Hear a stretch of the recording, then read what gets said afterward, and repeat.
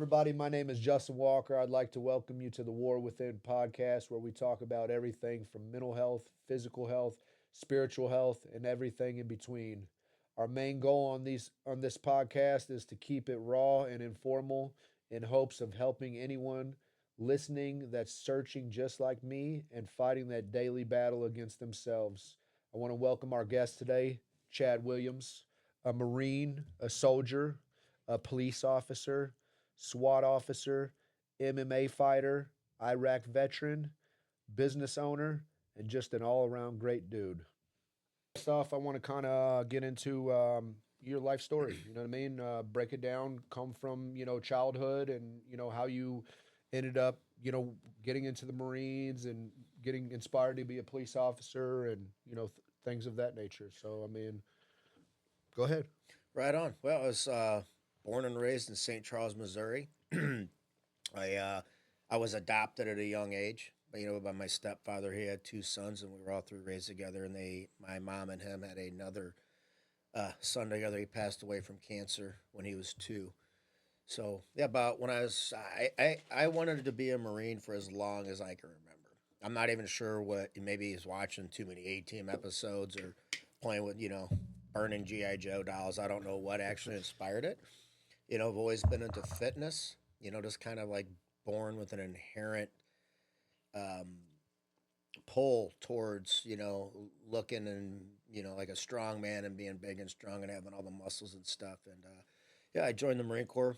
I had been 18 for about a month, and absolutely had no fucking idea what I was getting into. And I did really, really well in the Marine Corps. I thrived in that environment, but looking back, I didn't have the mental maturity to really make a career out of it. And in hindsight, I would have done a lot of things different.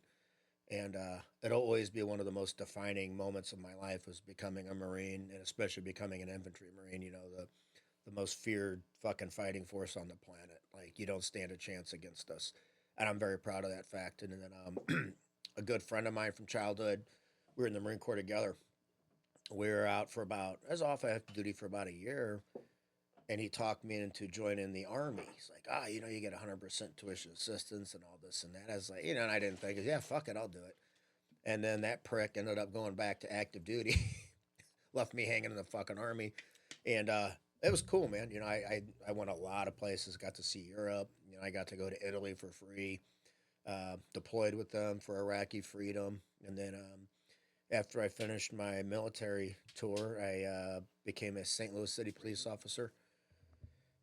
Just kind of looking for my place in the world, man. I was still young and just trying to find my niche, and I became my best friend at the time was a St. Louis City police officer. Like, hey, man, fucking, they take you, blah, blah, blah, this and that. And there used to be like a years long waiting list to get on there. And luckily, I knew a couple of people that helped me kind of expedite the process, and I got right in. And it was another thing, I really didn't know what I was in store for. There's a lot of it was kind of disappointing, writing auto accidents and people calling, hey, my car got broken into and somebody stole my fucking Bic lighter. I'm like, well, let me alert the press and call out the fucking fingerprint people and get your goddamn lighter back. But in St. Louis City, man, that place is a slaughterhouse. So Yeah. it's trial by fire, man. There's people that the first day out of the academy will be on homicides.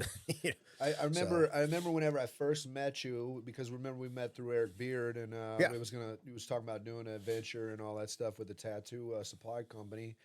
Which we should still do, by the way. Man, There's hey, a niche right there, yeah, brother. yeah.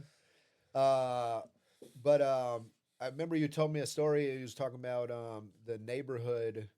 They had a smell coming, and you guys found these bodies in the back of a truck buried under a tarp. That was right along. So if you're over in Old North Side and you're driven past the old burned out building where at the top there's graffiti that said Red Fox forgives you, it was right there. Right now, so 11th Street runs parallel to 70, and that was always a spot where if we were in like a pursuit, the motherfuckers would boom, they'd get on 70 right there. So yeah, somebody called and said, there's a truck parked over here, there's a tarp over the back, and it smells really bad. And the funniest thing was they sent a field training officer over there with his probe.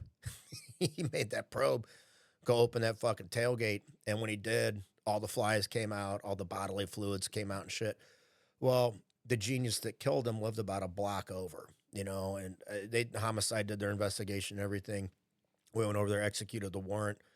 And it was just like, I mean, this guy's like, did you think this fucking through at all? Drag marks, tire marks, spent shell casings, blood spatter. I mean, it took like no time to, put the puzzle pieces together. But that guy ended up beating that murder charge. And I don't know how. I didn't really give a fuck. I don't really follow that shit after the Yeah. fact. But yeah, I mean that stuff is super common, man. Hey, there's a bad smell coming out of the. Okay, let's Well, go find the body. I think a lot of like a lot of people that I've met just in the past handful of years have essentially left law enforcement because of the nature of they're like, look, we're putting people in jail and they're getting kicked right back out on the street. Right, And they pretty much lost their purpose, for what they were trying to do. Because, even for me being in prison and being, essentially a shithead at one point in my life, I still respect officers. I respect correctional officers. I respect people in these positions because essentially these are some of the hardest positions to be in. You know what I mean? And on top of that, it's like I think that even with military, I hear people are like, oh, a lot of people join the military because they can't afford to do this or do that. I believe there's people like that, but I also believe genuinely that a lot of individuals join because they love their country and because they truly want to, you know, serve and be a part of something bigger than them. And I think it's, there's people that there's cops out there doing all kinds of crooked shit. I'm not saying that there ain't, but I'm just saying I think that majority of them are trying to do good in the world, and they they have one of the hardest jobs ever. You know what I mean? 100%. I think people don't bother scratching the surface on these things often enough. Like, America is a set of ideals. It's not necessarily just a physical place. Of course, we have borders and this and that, but it's a set of ideals. And your mentality is every. Look at you. You are a perfect example. Look at Mike. Yeah. Perfect example. Yep. My buddy Josh. Perfect example. The right fucking mentality. I've been as low as you guys have Right. in other ways, man. Yep. I could have given up. I slept with my gun next to my bed for 15 fucking years when I couldn't take it anymore. I had that one fucking bullet ready to go. Yep. I was like, you know what, man? It's just I'm looking at everything the wrong fucking way. You could have given up. You could have been like, fuck this, fuck everybody, fuck the police. I'd have been like, Yep. you're just a basic bitch, bro. Everything you want is right here at your fingertips. You just gotta go get it. And you have people like you, and I will help a stranger. I'll meet you. There's been a million times where I was on the street with these guys, taking them to the Justice Center. Brother, what can I do to get you out of this life? Yep. I don't want to end up on a shooting where you're the victim. You know what I mean? I talk to him, on a real level as a human being because I genuinely care. And I made it 15 years with zero use of force complaints, and I had 4 complaints for fucking language. Yeah. Well, that's a fucking miracle, asshole. I could have gotten 4 a day. Yeah. You know what I mean? But it's really America's a set of ideals. Law enforcement is a set of ideals, knowing that if you want to live in a functional society where you're not predated, we need laws. This goes back to the Hammurabi Code, thousands and thousands and thousands of years ago. People knew back then that human beings left to their own devices will descend into anarchy. And you get these fucking weirdos that think anarchy be cool and fun. I'm like, hey, you're the first person I'm coming for, motherfucker. Yeah. And you don't want to be on the other side of that Yeah, gun, promise. I went through phases, especially when I was getting in trouble. I went through phases. I ran around with people. We were all shitheads. But I will never blame any of my life issues on anybody else. That's where my turning point in my life was whenever I grasped the fact of self accountability. You know what I mean? Like, I think that's where we're lost in this country is because people are not taking self accountability. I know now that no matter what happens in my life, whether good or bad, on a fucking daily basis, it's my fault. You know what I mean? And I have to accept that. And the reality of it is that I could sit around and complain about these issues and point fingers and all this. It's way easier just to move go somewhere, get in some direction. You can sit around and be depressed. You're not doing anything, being angry, being resentful. I spent all that time doing that shit. And whenever I actually broke everything down, the only person I had to blame was myself. You know what I mean? There are enough things that happen to you that we have no control over. Okay, so self accountability, taking to account for the decisions you make and the outcomes you get is solely on you. And you know this as well as I do because it's a passion for both of us. The health and fitness, eating the right things, training your body, that falls on you. I tell people on my program, I don't come looking for you. You get one opportunity. I will meet you in the middle. I will give you the blueprints and I guarantee results, but you have to show up and put in the work. And never mind the amount of personal pride and satisfaction you will take when you see the outcomes of these things. If you just put, and it goes for everything, the harder you work, the better the outcomes. That's for everything. You know what I mean? And you just now where there's almost zero accountability for fucking anything. Yes. You know what I I, mean? I It's insane, but and this is exactly why we've descended probably to the lowest point in our nation's history. You have the most opportunity ever. We're the richest ever in history, but everybody is miserable. Everybody's anxious. Everybody's stressed out. 75, 80% of Americans are considered nearly borderline obese. I'm like, you have nobody to blame but yourself, Mhm. and I'm here to help. I don't just point the finger and say, well, you suck. It's your fault. You're an overweight slob. I'm like, let's fix it. Let's fix the fucking problem instead of just, trying to shuck the responsibility. Yeah, I mean that's why I want this podcast like how I got it set up because I want people like you and I want people to understand like there's a whole bunch of people sitting at home on their couch complaining about everything going on in their life, you know what I mean? But all they got to do is just do something. Stop sitting around, moping into this and like you said, I mean the society alone is easy to get crippled, to let yourself get crippled in the society. Like take for instance, me and my sister, we were DCFS showed up one day whenever I was a kid, took me and my sister away from my mother, and I'll never forget it because I mean, we didn't know what the fuck was going on. We were kids, you Right. know what I mean? My mom's crying, we were crying. These people just showed up, just hey, get in the car. Next thing I know, we're in Don Bosco's group home up in Belleville, and thank God for my stepdad because I mean he didn't have no kids, and he took on three fucking kids that weren't his, and he raised us like we were his own, Yeah. and I had to go to like chastity counseling and all this other shit, and I was so just prime example. I went and signed up for the Big Brother program so I can mentor a kid. I just did the interview yesterday, Friday, and because I think you got to start with kids, man, because people are fucked up from their childhood. You know what I mean? It Majority of all people. starts there, and you become hard. This goes for your nutrition too. I Yes. tell these parents, listen, the way you're feeding your kids now, you know, uh, fucking cocoa puffs, choco chimps, whatever that try because you're too lazy to get up and make them steak and Easy. eggs or some scrambled eggs. You're fucking them the rest of their life. Yes. And when they say a burnt child seeks the fire. You break a child, that's it. Good luck fixing them. It's Absolutely. I have my own struggles. I'm like, listen, I got tormented as a kid. I was a little guy. I mean, I was ripped, but I was like, 76 pounds. Yeah. Yeah. And and that's how kids are cruel, man. I was mean to other kids. And if I ever see those people now, I'd be like, I want you to know that I am terribly sorry for that, and I Yeah. didn't know any better. And, please forgive me for being mean and cruel to you Yeah. because I know what it feels like. And I carry that with me to this day. Yeah. I'm not the biggest guy. I'm not the most jacked or ripped guy. I'll always be that little kid that got made fun of and bullied, and For sure. my ears. I look like a fucking taxi cab with the doors open, big old fucking ears. Little bitty guy, Yeah. and yeah, I think it is so freaking crucial, and it's just never addressed, man. Yeah. Like, hey, be kind to each other. It goes so fucking far.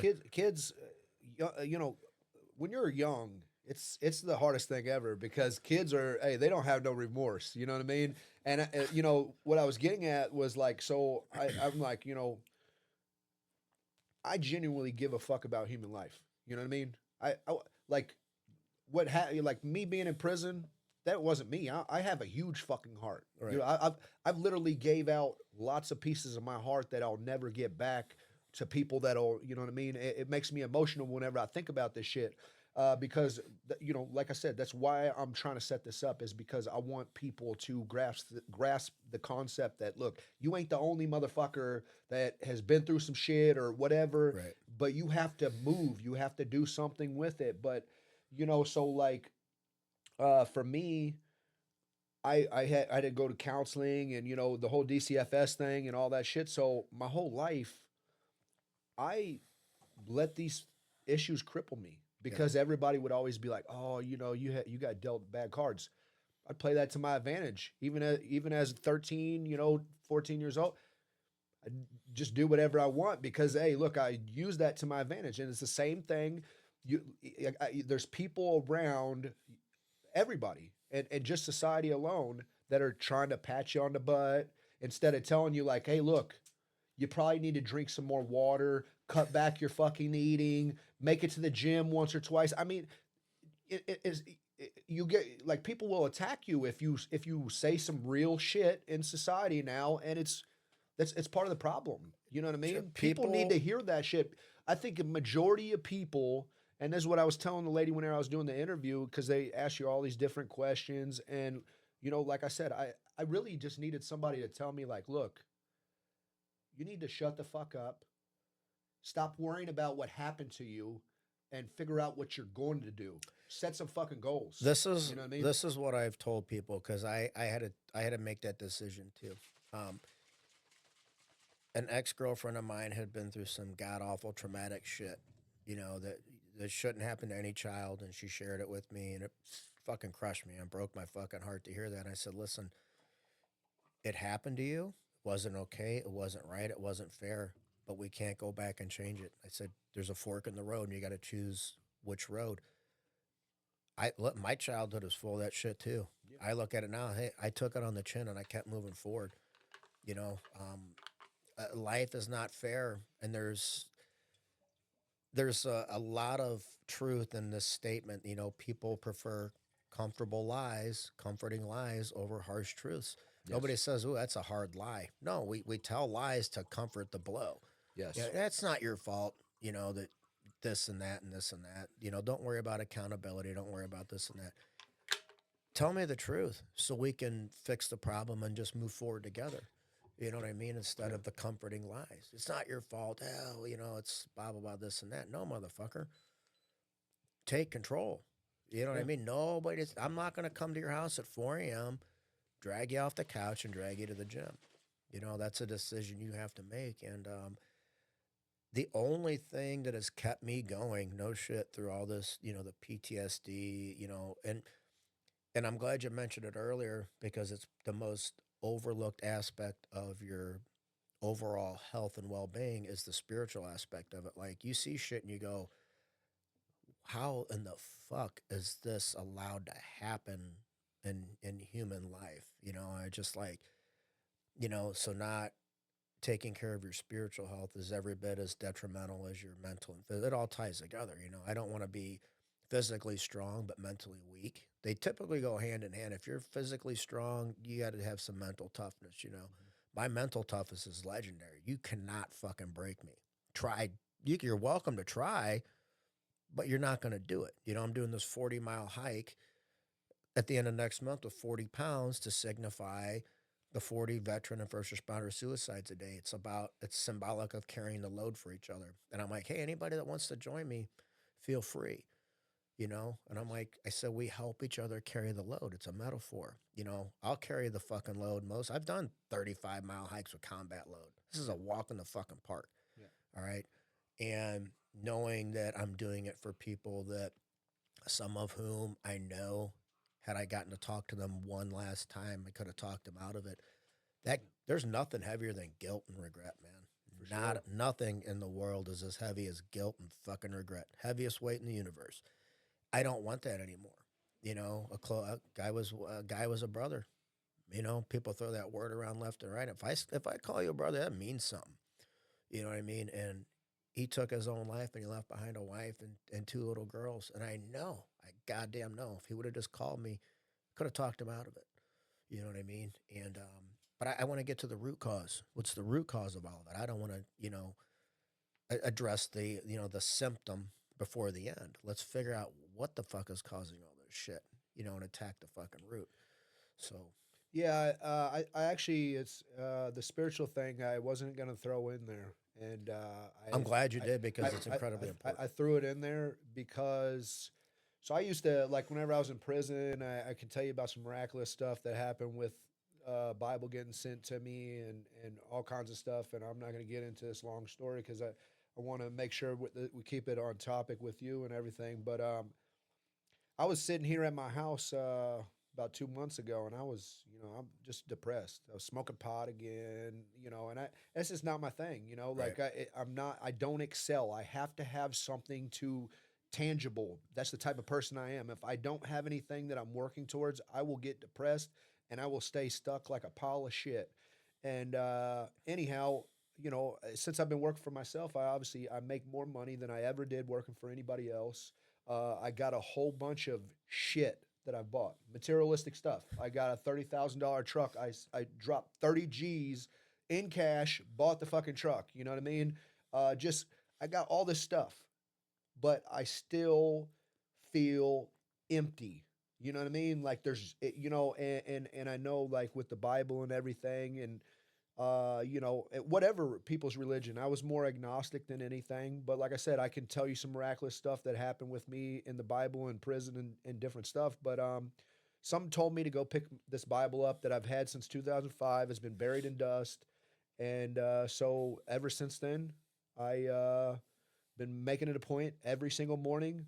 I wake up, I get on my knees, I pray, and I read a little bit out of the Bible. And I've been going to church on Sunday. And last Sunday, I genuinely gave my life to Christ. And I don't know who he is or what he looks like, and I don't even sometimes know that I'm even talking to anything. But what I can tell you is within the past 2 months that I've been doing this, I feel better and I feel good. And there's something to it. I don't know, and I'm not. Like I told the people at church and the people around me, I will overcomplicate this shit. So I'm just doing it. I'm going with it. I'm staying consistent. And look, God knows my heart. God, whatever it is that He wants me to do, so that's why I threw spirituality into this because I literally wasn't going to because I just had it based on health, wellness, physical, mental. But yeah, I mean, dude, there's a never ending hole that you can't fill, but I'm just starting to feel better. You know what I mean? It's it's a void inside you, and it's a part of human nature to want to feel like there is something bigger. And then when we leave here, that's not. And it's I like science to me is a reflection of the spiritual world as well. And my thing is like people that don't believe, or you get your atheists and stuff. They're such smug, condescending cocksuckers, and they really think they know more than you. And I'm just like, science is rooted in questioning things. Okay, to have such a sure footed stance that you know it all, and then when we die, which we are a form of energy, and energy doesn't cease to exist; it becomes something different. And when they you just faith is they call it the god of the gaps. If you can't explain something, just say, well, it's God or it's faith. I'm like, we barely know our own ocean floor, asshole, and you're gonna tell me that you presume to know something that's so far beyond human. That's what faith is, knowing we have no fucking clue, but believing in it anyway. And when I really think about it, typically it's always at night when you're just alone with your thoughts lying there in bed and there's so much clarity, and that's when the guilt piles up the most. That's when you say, I gotta stop doing this, I gotta stop doing that. And then we just get kind of caught in that rut of familiarity. Well, I'm gonna get up tomorrow and do the same stupid self-defeating bullshit. I don't have the same self-defeating attitude. I'm not going to get anywhere. I struggle with it too. Believe me, I know spirituality has to be the foundation of my life, and that everything I do here is just transient, you know. But I will always be kind to people. I always be graceful to people, except there's times to put on the other face. You know, when I was in the military, when I was on the SWAT team, it's just like Grim Reaper, motherfucker. You know, prepare to meet your maker. Outside of that, I think I'm the kindest, most generous person you could ever meet, you know, and that takes strength. It's easy to be stingy. It's easy to dismiss people and their struggles, and it's easy to laugh them off or pretend like they're weak. No, kindness takes strength, man, because I don't expect anything in return. I do it because I'm a genuinely kind human being, and that's what Christ was. You know what I mean? And brother, I have struggled with that more than anything. I have motherfucked him 10 billion times because I was angry and hurt and I didn't understand. Why did my little brother die? I watched a baby suffer. I sat there and watched my mom die. I watched my mom take her last breath on this earth. You know, you get the way, you know, like when you go through a breakup, why me? Why? You know what I mean? But it's just like, it's part of the plan. Mhm. Don't try to understand. Just have faith that it's all a part of his plan and timing, and be at peace with it. And I'm at peace with losing my mom. You know what I mean? And I know my family doesn't understand. It's like my dad was there, my uncle was there, one of my brothers, my sister in law, my grandma, and I think my niece might have been there. And my mom literally died right in front of all of us, you know, in the living room at home. And I was the only one that kept it together. And I don't think they understand how I was able to. You know, I was the only biological child, and I'm like, look, man, because I've been around more death and destruction and violence than you could fathom. Okay, so I very calmly called 911 and asked them to send a paramedic to pronounce my mom. I went and got a smoothie and I came back home.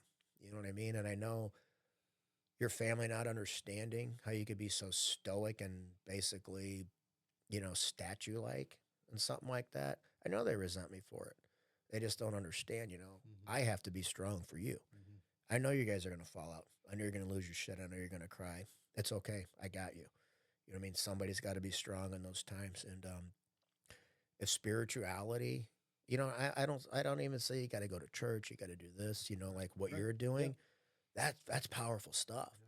Like, you know, you are a tough son of a bitch, bro. Like you have been through some fucking hell, Mhm. you know, and you're still moving forward. You know, we come, you know, from different sides of the track, so to speak. You know, you did prison time. I was a cop.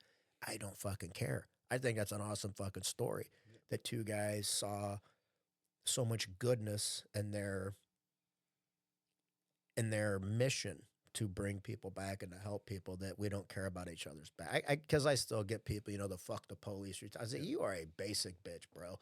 Yeah. Seriously, like that's just the most basic, safe bitch thing to ever say. Yeah. You know what I mean? And then, but you don't have that attitude, man. You know, Right. because you took accountability for your I, actions. one thing that's always stuck with me that I heard from a guy, and I actually heard it in a 12-step meeting because that's where I grew the most. Was in 12-step meetings in prison.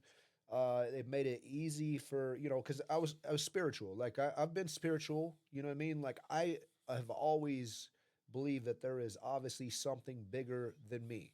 You know what I mean? We have the smartest fucking people that are the dumbest people. You know what I mean? Like we don't know why we don't use our whole brain. We don't know why our heart just beats.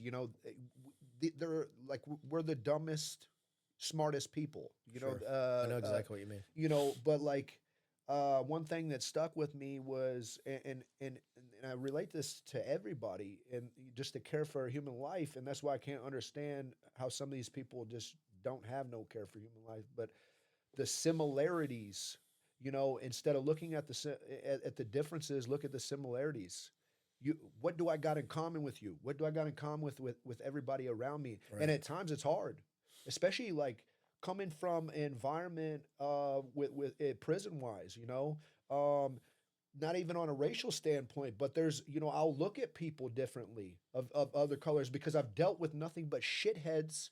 You know what I mean? But I've also been a shithead. You see what I'm saying? So Yeah. it's finding the similarities instead of the differences. And what I've found is, man, that I've crossed paths with so, especially the greatest part about me working for myself is I've essentially now I've grown so big just because I've crossed paths with so many people in so many walks of life. And man, I'm meeting people that I would have never even went out of my way to even talk to because I was just a fucking turtle in a shell. And I'm doing things like standing in front of people, doing presentations, like stuff that I was petrified to do, but I've found that I'm getting pieces. Even though they don't know that they're changing my life, they're really changing my life through conversation, man. I'm taking stuff and I'm collecting it and it's making me a better person. You know what I mean? You have to, you basically have to break the ice with people because I was in the police department for 15 years and we have a boxing ring up in the academy gym. I've been in that thing probably 1,000 times over the years. Okay, with multiple training partners, and people would see us straight up fucking throwing down, going at it. See me ragdolling motherfuckers. 5 point throws. See me getting my ass whipped and shit and this and that. And I, of course, having the tattoos and the fucked up ears, a broken nose, about 5 pounds of scar tissue in my face. They all I don't get it, but people that would finally come up and be like, "Hey, can we work out?" I'm like, "Yeah, hey, I thought you were going to be an asshole." I'm like, "Why?" I mean, seriously, man, like why? Really, it's such a silly thing, and you always feel. I'm guilty of it too. When I worked out at Bally's back in the day, there was a guy, Valleys. yeah, way back in the day, We used to do Pilates. and this guy, this guy had this is before Pilates. This guy was like People Magazine sexiest man. Dude was in awesome shape, a good looking dude, and I knew I couldn't hold a candle to him. Okay, and I was just like, man, fuck that dude. What a fucking douche. Blah blah blah blah. This and that. So anyway, we're back in the dumbbell room by ourselves one time, and I need a spot, and I'm like, hey man, would you mind helping me? Like the nicest guy ever, and we're still friends to this day. You know what I mean? So that's on me. And then, of course, being covered in tattoos and shit. I if I had $1 for every time I heard somebody say, "Look at this racist motherfucker," I'm like, "What was it? The birds that gave it away? The swallows? The flowers, the marine tattoo? What was it that blew my cover?" It's Yeah. just, and I almost feel like I'm not obligated to prove you wrong. You fucking cretin. It's just that's low IQ fucking trash. It drives me nuts. But as a funny aside, when we're talking about church and spirituality and stuff, when you're in boot camp you get the chance to go to your denominational church service on Sunday. So in boot camp, everybody's a Buddhist, everybody's a Muslim, everybody's a Christian, everybody's a Protestant, Yeah. trying to go to all the church services and shit. And that was always when the drill instructors would sit behind you and just try to get some fucking shut eye, Uh-huh. God forbid you turn around and look and call it one because one of them's always awake Yeah. and they remember that shit. But I just were talking about church. It just reminded me of trying to go to Well, all the denominations. that's so I went whenever I first went to juvenile prison, I ended up going to St. Charles IYC, and then they sent me to Murfreesboro boot camp. And so it was my first experience, going to boot camp, and all these guys were essentially, ex-military, Yeah. and they ran it just like a boot camp. We carried the log. They Oh yeah. PT'd the dog shit out of us. We had to wear sweatsuits and like some fake Converse. Off-brand cons. Yeah, yeah. But I mean, look, every morning we woke up at 3:45 a.m. To taps. Taps would come on. You had to hurry up and get out, fold your corners of your beds and everything, and then stand there at attention. And then they would take us out to PT after everybody got, they ran it exactly like a military base Yeah. style deal. And man, that's what built my fitness. I just told this lady in the Big Brother thing the other day. I was like, I've literally been working out since I've been like 13 years old because I remember being in St. Clair County Juvenile Detention Center. You're in a cell by yourself. You ain't got nothing to do. You just get push-ups, You can do push-ups and cholo squats. And yeah, I mean, but like, I, in a way, like my dad would always say, he's like, look, you could have done anything. You know what I mean? Yeah. But the fact of the matter is, it doesn't matter anymore. So I just have to do what live my life the way that I have. I You mean, know. it is such a cliche when you hear if you can be anything you want. Now, I typically roll my fucking eyes, but I'm like, you know what? It's fucking true. Like I left a lucrative career where I made good money. I loved doing what I did. I just saw the need for what I'm doing by helping people through fitness and nutrition and stuff, and then reaching out to guys like you. And I went all in. I burned all the fucking boats, man. I said, you know what? I'm gonna sink or swim. You know, I backed myself into a corner, and I'm building a fucking empire, man. You know, I can't be stopped. You know what I mean? I have a relentless fucking attitude towards this. You know, but you can. You know, it's not. Listen, this has been a massive undertaking, a monumental pain in the ass. I've hit so many roadblocks, so many walls. I go through the motherfuckers. You know what I mean? I go through. I don't try to go around. I don't try to find an. I go fucking through it. Mhm. Okay, like the fucking juggernaut. You know what I mean? Because I am so hell bent on getting this thing going full time because I don't want to lose another friend. Mhm. Okay, it hurt. I think about it every day. You know, I lost one of my best friends to an incredibly rare spinal fucking meningitis or one of these weirdo fucking things that afflicts like 1 in 6 billion people. He gets it, you know, and he was admitted to Barnes. I'm like, oh shit, they're some of the best in the world. No, my friend fucking died. Yeah. You know what I mean? That's nothing I could have stopped, you know. But if I can stop you from putting that gun in your mouth or drinking yourself to death, I'm gonna do it. If I gotta come over to your house at 04, yank you out of the fucking rack, you know, smack you a couple times and say, let's go to the gym, I'll fucking do it. You know what I mean? Somebody posted a like a veterans crisis hotline number on their Facebook a while back. You know, the 1-800. Yeah. Hey, you might as well try selling steak knives door to door. Hey, would you be interested in buying some steak knives? People see that shit and roll their fucking eyes. Okay, when I come out and I see a chartreuse covered flyer, my windshield wiper, bye. I don't even look at the trash. It's the same thing. And I said, no, the right number is this. And I put my phone number on there. I said, anyone you can call me anytime, day or night.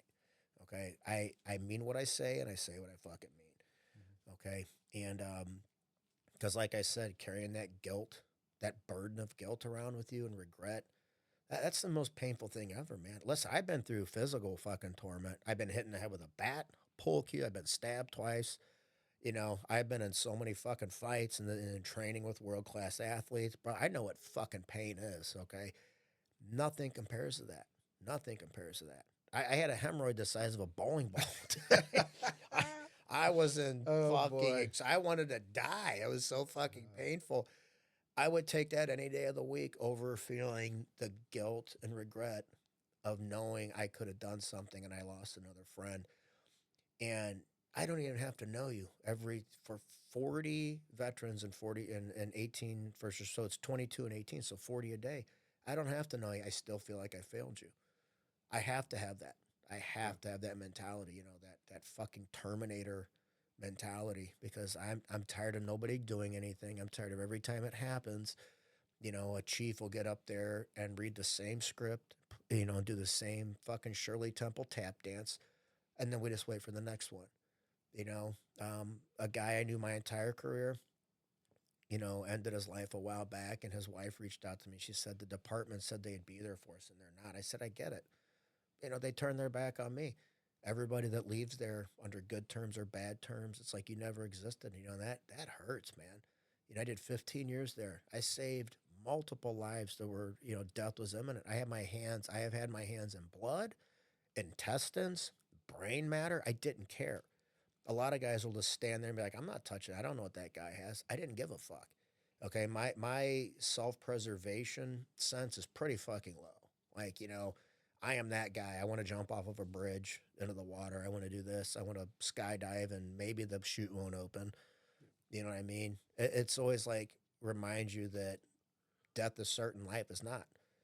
You know what I mean? And I literally have saved multiple lives. You don't even get recognized for it, man. It's just like you might as well just, you know, swept up a pile of dust and put it in the fucking trash can. Nobody gives a fuck, you know. Yeah. And I sleep well at night knowing that those, you know, one of the guys, a retired army guy, got turned around up in the South Side, And this kid went and carjacked him, opened his door, shot him multiple times, hit him in the femoral, dumped him on the street, and took his car.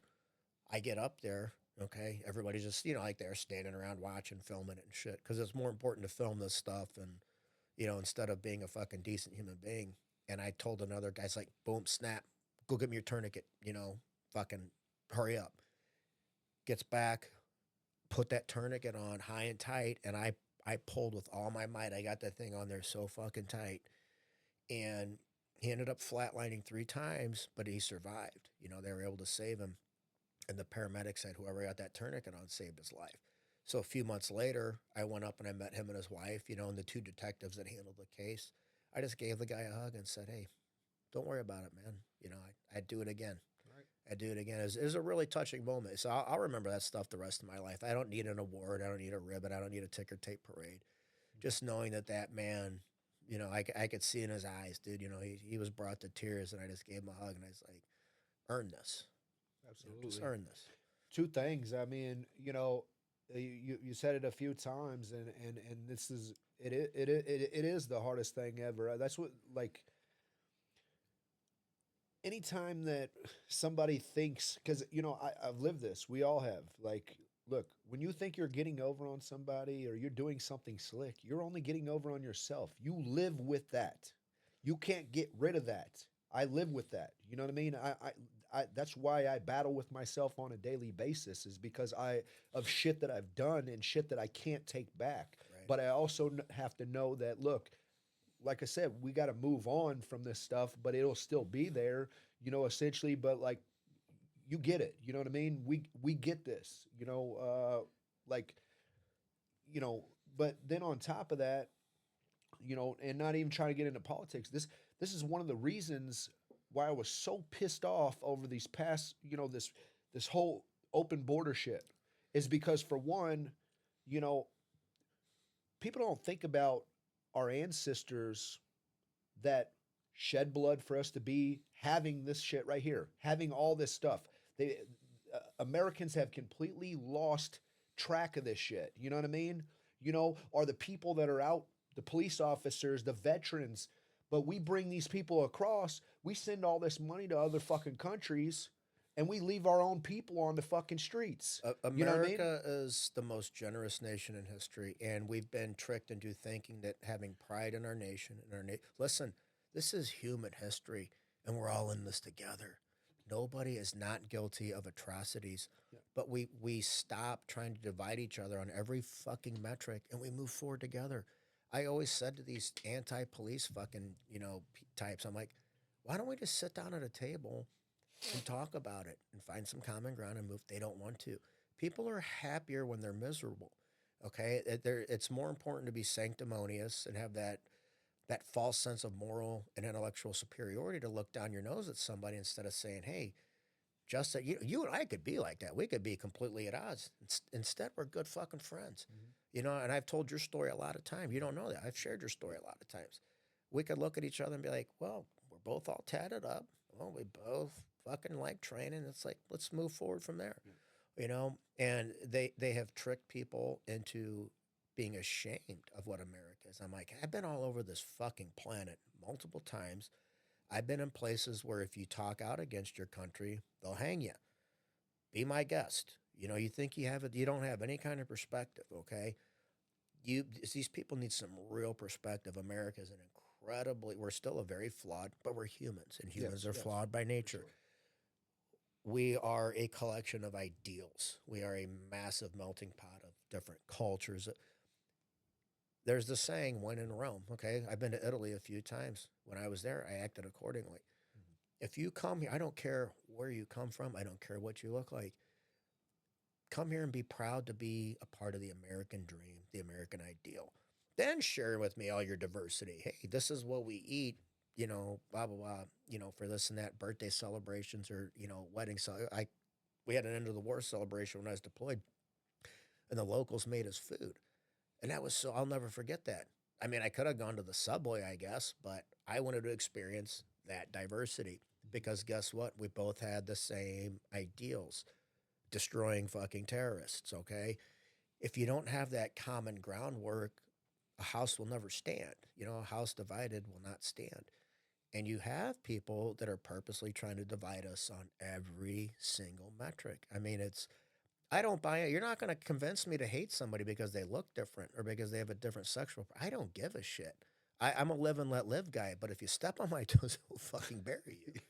Leave me the fuck alone. I respect your rights and your proclivities, provided they're you keep your hands off of fucking kids. If I Yeah. think you're thinking about doing something to a kid, I will fuck you up. Yeah. Bad. Yes.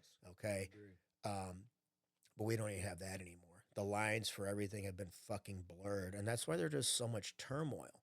Yeah. We can't even say, hey, across the board, I know our politics are different, maybe our religions, we draw a very hard line that doesn't move at children. No, no, no. Now children are subjected to a lot of things I don't agree with. The drag queen stuff, all the sexual stuff. These are their formative years. My first foray into sexual degeneracy was stealing Penthouse magazines from my barber, Shorty. He had a stash of like these ancient Penthouse, and I'd be like, "Hey, Shorty, I'm gonna go back and use the back." I'd stuff like 3 or 4 of those in my fucking pants, take them home. This is when girls still had bush and shit. If you go to the house at 816 Concordia and go down to the basement under the drop ceiling, there's probably still some Penthouse magazines in there. Okay, I didn't have access like the internet gives you access to every manner Yeah. of degenerate bullshit. For sure. And so it's no wonder these kids are just like so lost. They're so mentally and emotionally, and it all ties together, spiritually lost and fucked up. And our country's the same way. We don't seem to have common ground anywhere. You know what I mean? And a nation like that will not last very long. Yeah, I mean, me and him was just talking about it, me and Mike. It's because like whenever I did that Big Brother thing, they ask you all these different questions, and some of the questions is like, what if the child comes to you and tells you that they're gay and not to tell their parents? Don't tell their parents is what they say. Mm-hmm. That's what they told me. But then what if they tell you that they're transsexual, and so like I don't I don't know. Like look, I'm like you. Like I don't really give a shit what you do, but I think especially with kids and the way that things are going, it's becoming a fad. It's a fad, and now you have kids castrating themselves, Yes. and you have parents letting this shit go on, and it's very sickening. And this is another reason why Well, the whole God and the Bible thing. Like, Where are we? What the fuck are we doing? it seems to be a direct correlation the further we stray from certain religious value. And it's just be like Christ. You don't have to be a denominational, but be like Christ. Kindness. I have grace and mercy tattooed on my hands to remember you don't always have to want to break somebody's fucking skull. There's times to be merciful and there's times to be graceful with people. Um, Now, to address your point, a lot of these parents wear this weirdo degenerate shit as like some kind of badge of fucking progressive virtue. Hollywood. Yeah, there are people that purposely push this stuff because they know certain people are going to eat it up. And then it filters right down to my biggest concern when I was a kid was fitting in. It's natural. It's a natural human Yes. instinct is to want to fit in and be a part of the herd. It's safe. When you're like everybody else, it's safe. Now I want to be completely opposite from everybody else. They talk about this sigma male shit, and I don't know what the fuck that means. I just know I find most people incredibly tedious and a fucking bore. Now, that being said, there's the other part of me loves interacting with people. So it's just like, it's a fucking struggle, man. Yeah. It's No. like, um, but when these kids, I remember there being um, a pretty, it's kind of a no brainer. This kid's probably, I didn't care. I really didn't care. Yeah. I have a sister that's gay. I don't care. Right. I love you as much as I love anybody else in this world. I don't care.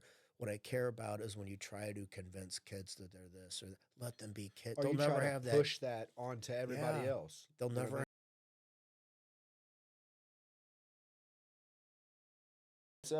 Let's hear about your career in the Marines.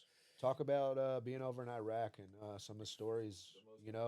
Now, so I guess you essentially you were in the Marines and then you went to the Army as well. Yeah.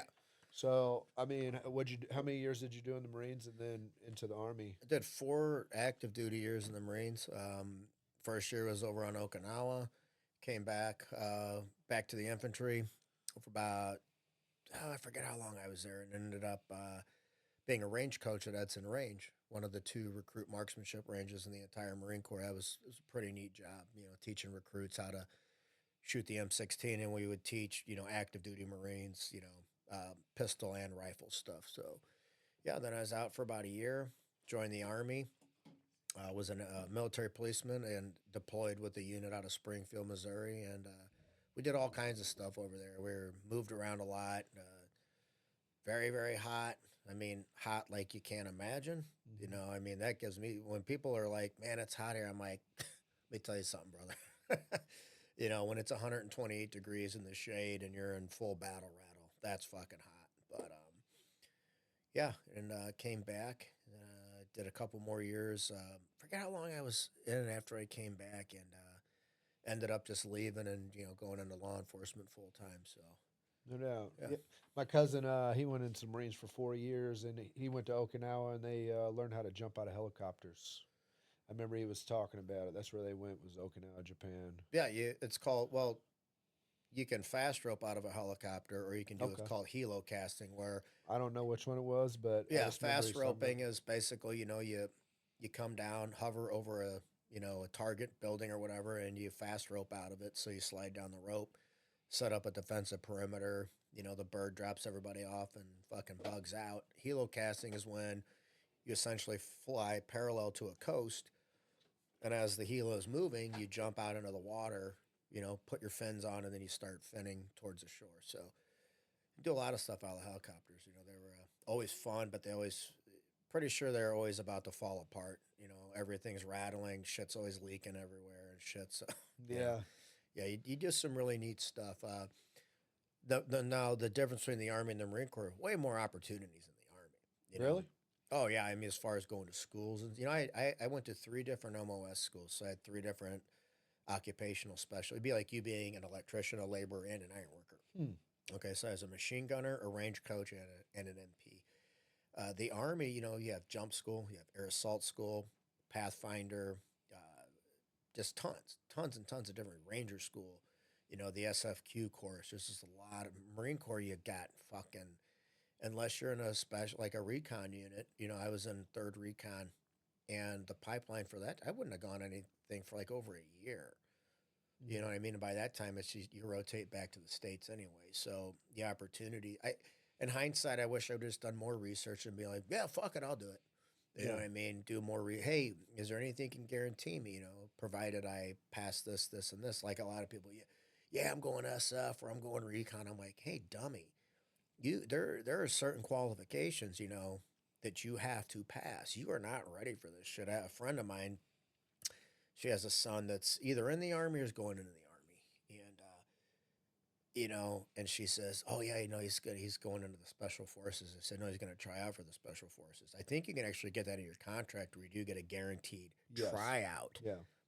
You don't just walk into a fucking SF team. Believe me, that's one of the longest, most extensive pipelines there is. Those guys are fucking awesome. Now the thing, when you think of like, SEALs, SF, CAG, forestry, you just think of these big fucking, jacked up mother. People don't understand the mental acumen it takes. Okay, these guys are incredibly intelligent, highly, highly intelligent. You have weapons specialists, medic specialists. I think the medic school alone is well over a year long. I've been to some high speed medic shit, and it actually helped me on the streets. Like, the last guy, Leahy, and actually, and my buddy I told you about, I was in the Mhm. Marines with. Yeah. We're out riding the streets. Long story short, dude bails out. He had a Draco. One of our guys shot him, and he was bleeding out. Okay, he'd been shot through the lungs. I found like 2 bullet holes in his back. I said, Leahy, check his legs. Anytime you're in a gun battle after it's over, you check. Because you don't feel that shit. I've heard a ton of times. All I heard was the sound of the shot. Then I felt some burning or some stinging. That's for people that are just like innocent bystanders. When you're in a gun fucking fight, like when you're in a regular fight, all the times I've been kicked in the face, punched in the face, you don't really feel it. You're in Terminator mode and you keep going. Um, Same thing in a gun battle. When you're done, you check each other, Mm-hmm. And I said, check his legs, check his legs. Checked his legs, no bleeding. Turns out he had been hit in the groin quite a few times, but didn't hit any arteries or anything, thank God. This guy wanted to die. I mean, he is in extreme fucking pain. He's like, I want to die. I want to die. He's like, negative, bro. We're not letting you fucking die. So I cut his shirt off, and blood started arcing out of his back. It's all over my hand. I still have the knife, Mm-hmm. and it's still got his blood on it. Yeah. And I'll never use that knife again. You know what I mean? Yeah. It's like a $400 Benchmade knife, and Mm-hmm. we plugged them bullet holes. We got a pressure bandage on them, and then we extracted them probably close to 100 yards down these railroad tracks to an ambulance, and ended up getting him into thoracic surgery at Slewer Barnes, and they saved his life. And we didn't even get noticed or recognized Yeah. for it. I mean, it's just like a half-ass arbitrary. Oh, hey, good job last night. It's just like it's just so demoralizing, man. Yeah. We didn't have to do that. And I'm like, hey, what they don't really understand is like, dude, this is some of the best fucking street theater you've ever seen. Right. All our body cams are running.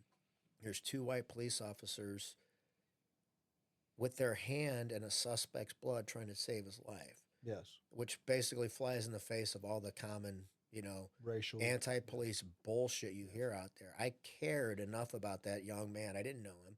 I cared enough about his life to do everything I could to save it. And guess what? We saved his fucking life. Yeah. And yeah, it was like I said, just an arbitrary, half-assed, insincere. Oh, hey, good job last night. Well, especially, I mean, essentially, that kid probably would have killed you if he would have got a chance. And Uh, not saying that he would have. I'm just saying he essentially probably would have. I he mean, you know what I mean. so I But you still saved his life. Yeah, You know what I mean. I didn't care about that Right. because the Exactly. fact of the matter was at the time he was in handcuffs and in custody. Now it's up to us to save his life. Yeah. You get into a gunfight with me, you lose. Right. There's no two ways about it. I'm going to win that every fucking time. Yeah. Okay.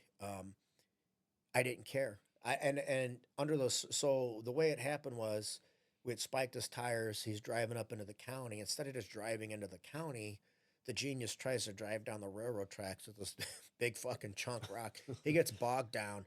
Okay, he bails out and runs up this hill. Well, we had the ghetto bird up, Yeah. and the Draco is a big ass fucking gun. Is it really? Oh, Okay. well, it looks like if you took an AK and sawed the stock off Okay. and shortened the barrel a little bit. Okay, it's every bit of over a foot long. Okay, Mhm.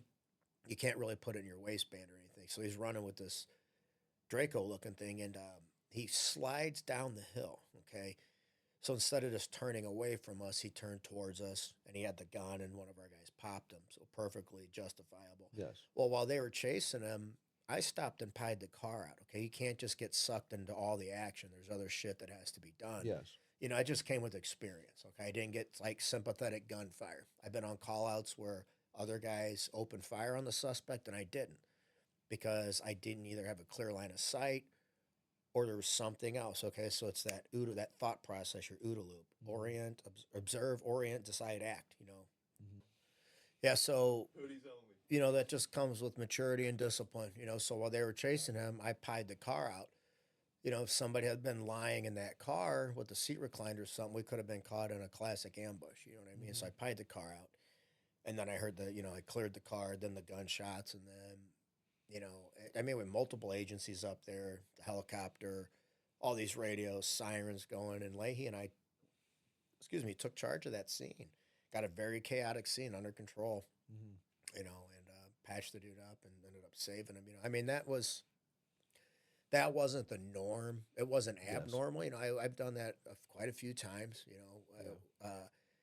There was another one, my old partner and I, and some, these are just memory. I'm so thankful for these memories, man. I mean, this is shit that the vast, vast, vast majority of the population will never get to experience. Working with a fucking partner, and you guys really would take a bullet for each other. And me and old fucking Derb, we were riding on Broadway one night, and I'm driving, and a gun, no shit, we rolled into a gun battle, okay, on our right flank. So how we didn't get hit, I don't know. I don't think I pulled forward just enough to miss the fucking, those rounds going off. But there was a nightclub there, and these two cars had been chasing each other around, over by downtown and ended up on Chambers Street, okay? So they're right right next to this nightclub. So these two dudes bail out of this lead car, start opening fire on the car behind them. Nightclub security starts shooting at them. It's like a three-way gun battle, okay? And I bail out and I just run towards the gunfire. And everybody's kind of like motioning that they went this way, they went this way. And they were out of sight. And I fuck it up again. They're out of sight. So I'm like, okay, I'm running. What way am I going to turn when I get down here? I'm going to turn right. Okay. So I took a right hand turn. I was cutting between these two warehouses and I ambushed these motherfuckers. Okay. They come walking right in front of me, right across my bar. I get down to the low kneeling. I'm ready to fucking air these dudes out. And they stop. Okay. And I can't see if they're armed or not. And they see me and they take off. Long story short, Derby had put out that, hey, shots fired, crosses in pursuit, blah, blah. So we catch these two guys. We recover the two guns, stolen car. We had a good, awesome case. Nobody got hurt. And we had it under control in the matter of a minute and a half, 2 minutes tops, okay? Amazing police work. I had to bug my supervisors for a long time to put those guys. I don't give a fuck if you recognize me or not, but I said these guys showed up in no time. Awesome teamwork, awesome radio work by Derby. I'd consider a personal favor if you guys would put it in and like 7 or 8 months later, we finally got recognized. We had a big awards night. I think it was all the North Patrol, so the 5th and 6th District, some other officers there, and then SWAT. And I ended up taking home the most awards that night. Out of everybody up there. And I was pretty proud of that fact because there's guys up there that have done some incredible shit, and then like we got awards for stuff that's like, I was like, we do this a dozen times a week. Why is this one you know what I mean? It's just like, you guys really don't fucking get it, man. Yeah. During the riots, when we kept that city from fucking burning, it took them a long ass time to give everybody meritorious, and everybody's name was spelled wrong. It was like a 2-line blur, basically saying, "Hey, thanks for whatever it is you did." It's disgraceful, man. That was one of my questions that I had on here. I was curious about the whole Ferguson riots and if you had to deal with any of that stuff and what that was like because the news only gives out. You know what I mean? Sure. It's a lot of stuff's one sided. The media is largely the enemy of the people. Yes. That's not hyperbole. That's fucking truth. Yes. Their job is to report facts, not innuendo, not hyperbole, not what you want to have happened. Yeah. But the fucking facts, okay? And they didn't do that. And they should be held accountable for that. And they're not. I agree. The Michael Brown, I've been asked about that a million times, especially when I talk concealed carry. And I said, listen, I'm not glad that happened to that young man. I said, that's a young man who is a snapshot, basically very representative of a lot of problems in some communities, fatherless fucking children. I said, and he was a big fucking guy. He was, let's be real. He's a kid when it's convenient to push a narrative, and he's a man when it's convenient to push a narrative. Okay, 18 years old. I was a United States Marine. I was a fucking man. Right. Okay, I think the young man didn't have the proper guidance, the proper role models. He's a big, strong, fucking young man. Probably could have been a bully. Yeah, I was a fucking small, scrawny, ripped kid, and I would bully other kids. You know what I mean? And I said, I'm not glad that happened. I said, but I tell you what, actions have fucking consequences. And until you cocksuckers tell people, hey, listen, the police are wrong a lot. We're human beings. We fuck up a lot. Did we do it maliciously? Was I trying to do the right thing? And I just simply, police officers are not robots. You can't program them to be perfect in every situation. And every police officer has a different life story. For sure. You know what I mean? You know how many people I could have killed and been justified doing it, and I didn't, and I'm glad I didn't? A lot. I could have buried a lot of motherfuckers, and I don't sit there and go, man, I wish I would have killed that guy. I'm glad. You know what? I'm glad I didn't shoot and kill that guy, because hopefully he turned his life around. So they don't take that into consideration. They don't take into consideration that all the forensic evidence corroborated the credible witness. A lot of those people finally admitted under fucking, threat of perjury, okay, that's just what I heard. And you had the news media, all of them going like this. You know what I mean? And and I said, listen, when I talk concealed carry, I said, listen, humans innately read each other's body language. Okay, it's like if you don't believe me, if you don't think body language is a very real thing, next time that dog has its hair standing up on the back and its fucking lips are curled back, and I'm like, put your fingers down there, stupid. Yeah. Okay, we have the same sort of, we don't typically growl at Mhm. people and our hair doesn't stand up. There's certain postures that I'm a trained fighter, okay, and I used to real subtly out on the street, people weren't being cooperative. I would start off very, very low key, very non-confrontational. My hands weren't really, being very animated. I'm like, "What's up? Hey, man, I'm Chad. What's going on here?" But if they wouldn't, if I couldn't get them to calm down with the verbal judo bullshit, I'd go into my left lead because that Mhm. straight right's coming right down the pipe, Mhm. motherfucker. You know what I mean? I'm about to tune you up. You don't Yeah. do what I ask you. I'm Yeah. asking you to do the right thing. I'm trying to be courteous and respectful and non-confrontation. It doesn't always work. So you ramp up the escalation as needed. Mhm. I said, listen, body language and everything. So there's a world of difference between having your hands up and your palms out, just turning those palms towards you. That means, come on, motherfucker. Yeah. Okay. And the fact of the matter was, walking down the middle of the street might seem petty, but you get a lot of people in these neighborhoods. Hey, man, these kids are in the street, all blah, blah, blah. That's dangerous because people drive like lunatics. And when somebody asks you to do something reasonable, just do it, man. Right. I mean, fuck. Yeah. This whole thing could have been avoided if they would have just been like, cool, right on, man, right on. Yeah. You know what I mean? But I always talk to people respectfully. I'd never be like, hey, get on the fucking sidewalk, stupid. I'd be like, bro, come on now, you know better. Mhm. We always got to Yeah. laugh at them. You know what I Yeah. mean? It's a tactic. Yes. You attract more bees with honey than you do vinegar, For sure. and so I only went up to Ferguson one night and it was kind of uneventful, and it was like, I'm a realist and I'm objective and I'm very, very fair because I want to fix problems. Mhm. Okay. A lot of people just want to shift the blame and be like, you are the problem. I'm like, what can we do to clean our own house first? What do I have to do first? Okay. Mhm.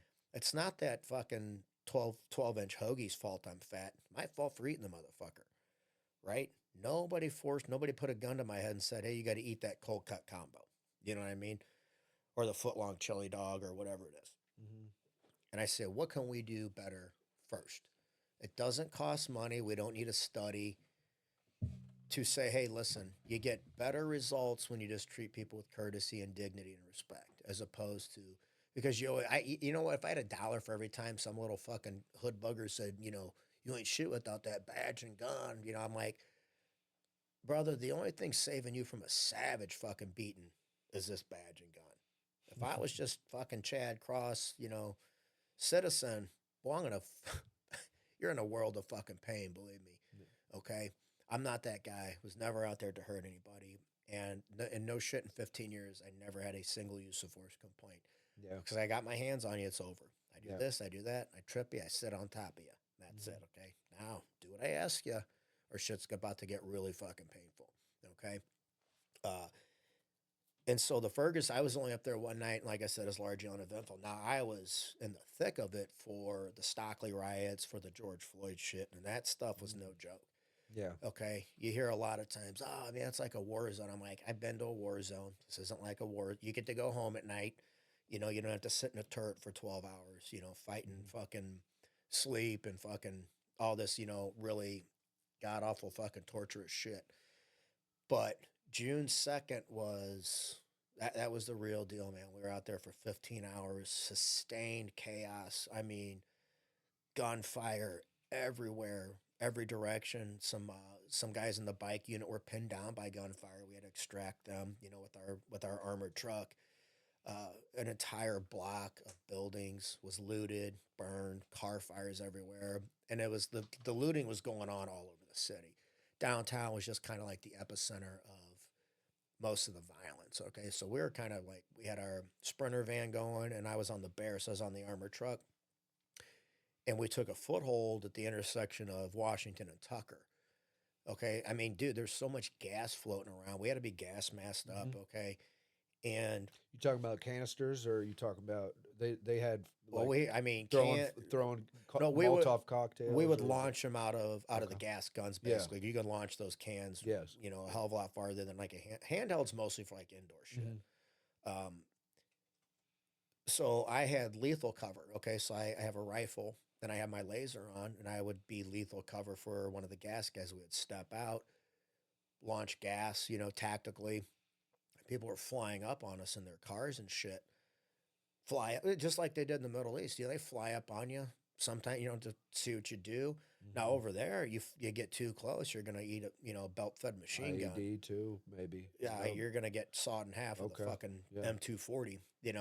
I got rules. You know what I mean? Yes. Like this isn't Nam. There are fucking rules here. Yeah. And so I'd put that laser on the hood of that car and I'd walk it right up. I'm like, come on in, motherfucker.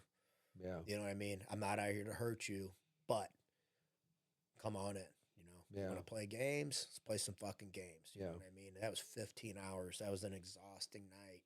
Hmm. 4 of our guys got shot. That's the night Dave Dorn was killed. It was Mhm. just a tragic, terrible night. And the night before, protesters had shut the highway down. I Okay. remember seeing that. Yeah, so they Yeah. diverted traffic onto Broadway. Okay, there's a Mhm. FedEx truck up there, and this guy broke into the back of it and was throwing the boxes out. Well, that truck, they didn't know he was on the back. How could you? You'd Yeah. never feel that or never know. And the thing started to go, and he fell, got wrapped up in the tires, and ripped in half. Oh Yeah, and man. I made the mistake of like going over the pair. I said, hey, let me see. Pulled that sheet up. I was like, never mind. Bro, that was fucking gruesome. You know what I mean? But yeah, you see shit as a cop, man. That's just Yeah. it scars you for life, dude. Well, I watch a lot of podcasts, and you was talking about like SF guys and stuff. I follow Sean Ryan's podcast. I watch just about every single one of them. I love Sean Ryan. Yeah, DJ Shipley, all them guys. And I wish that I would have went to the military, because I think I would have been great for it, because just the structure alone. And but like you were talking about earlier, like doing these different. I didn't realize like you could actually do all these different trainings in order to get to where you could apply to be a SF guy, sure. and then go through It's these. like this. They're looking units like that. So you should watch John McPhee's shit, the Okay. sheriff of Baghdad. Oh, I love it. I love Dude, him, dude. like Hey, McPhee, he tore his bicep, and he's got the lace things because he couldn't tie his he shoes. McPhee